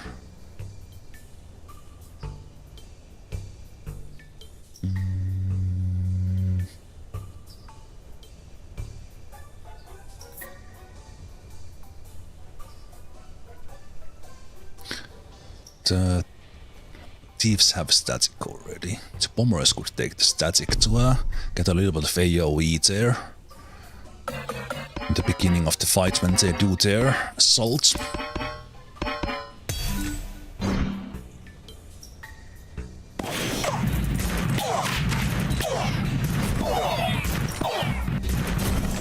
Oh, second life. Year 60. Is the year 60 when we die? Very much looks like it. Yeah, these are not gonna help us kill more. That's for sure, unfortunately.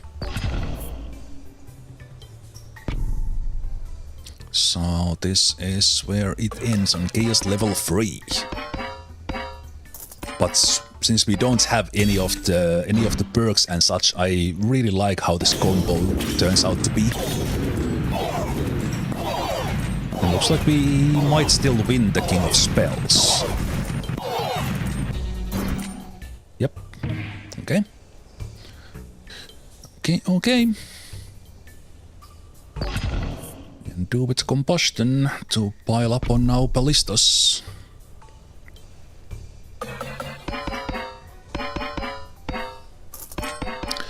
Blim blom blom, blim blom blom, blim but blom blom blom. How we do against the nature?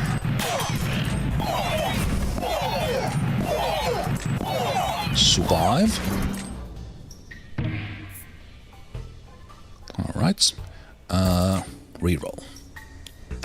How many of these do we have? 54. I think the procreate still acts up.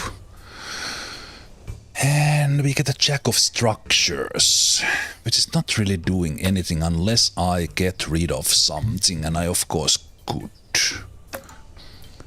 What could help? The portal could give us go longer, because we could level it up.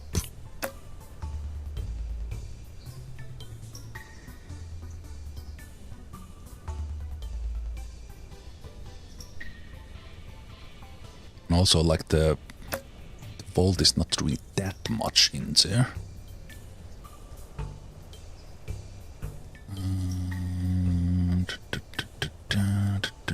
The Demon's Altar could be an interesting one.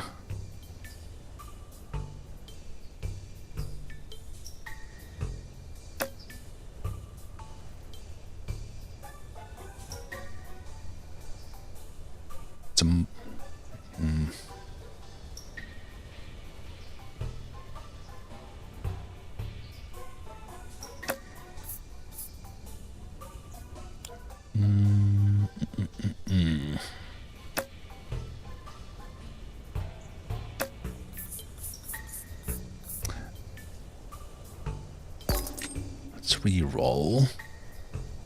See what we could get. Could a spire keep us going? Or having a trebuchet, we're kind of missing that. So let's try that one. Although it's gonna be super weak right now. So that's gonna go away. Ballista. I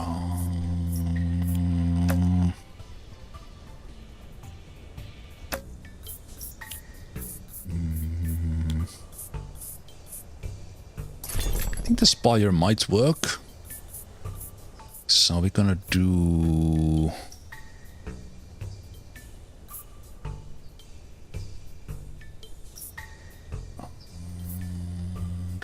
destroy, level up two random plots. Okay. So you go away. Trebuchets go in place. Try to destroy the vault now. Well, I will think about it. Let's increase those ballistas. See if we survive another year.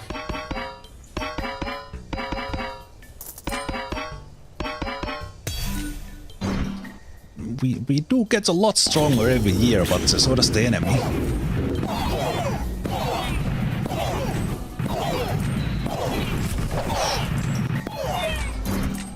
Okay. 63. And eventually I want to put the spire in place, but we don't necessarily need another one of those. Gains HP for each tome used. Might be a little bit too late.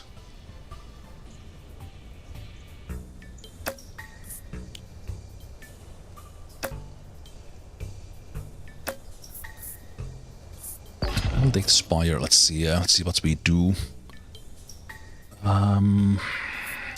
Think I will sacrifice the vault now. And then put stuff on that plot next time, if we survive again.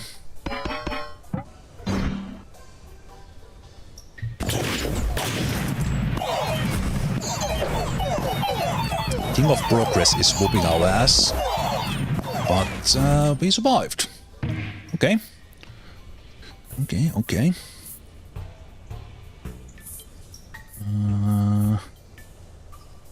Not gonna do as much. It's not gonna do as much. I'll probably not use that. Ooh. Okay. King of Spells is the one we are doing well with. Or were. I don't really want their stuff. I even want the King. I don't really need any of these stuff. Let's do the King of Nature. I would have wanted to make peace with Progress. Let's see if the spires start to help us remain a little bit longer and have everything handle. And the dispensers are... Whoa. Whoa. GG. That was fast. Mirror match didn't last long. But year 65 on the 4th run. I'm pretty... So we doubled the victory year. That was good. That was a fun run. The dispensers with quarries was amazing.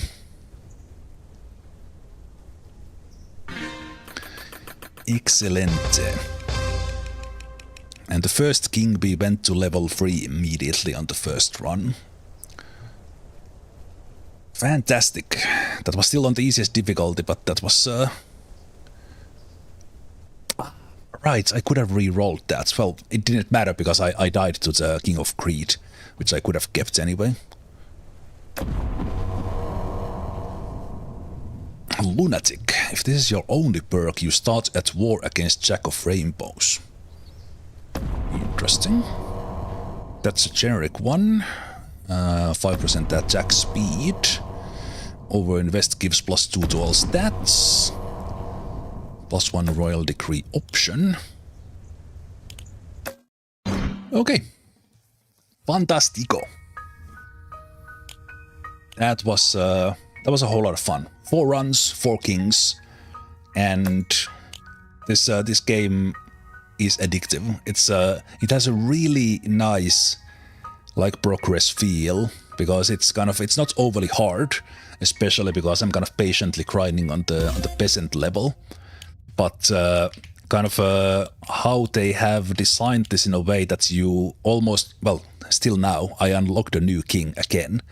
So it's you get a new king every time before you even start optimizing. You can just see all the different options. But yeah, this was fantastic. A whole lot of fun. The game is still in early access, but I can see myself playing this game a lot. I got addicted to Super Fantasy Kingdom, so this type of thing where it gets really hard. Well, actually, this game seems that it gets it because it has this infinite mode. Super Fantasy Kingdom was more of unlocking stuff and kind of figuring out things, but here there's so many variants, and then this kind of how long can you survive. And I guess eventually you will also beat infinite mode there if you survive enough cases. Maybe, I don't know. But yeah, this was great. Thanks guys for watching. And the next one on this turn-based Thursday Fest or tooth-based Thirsty Fist or third-based Tuesday take your pick from Google API closed captions, will be on Thursday, when I will very likely play Quasimorph, which I have played every year in TPTF. So that will be a daytime stream. And then on Friday, Heroes of Might and Magic Olden Era demo, which I have not played yet. So thanks for watching, and I will see you guys next time. Take care. Bye-bye.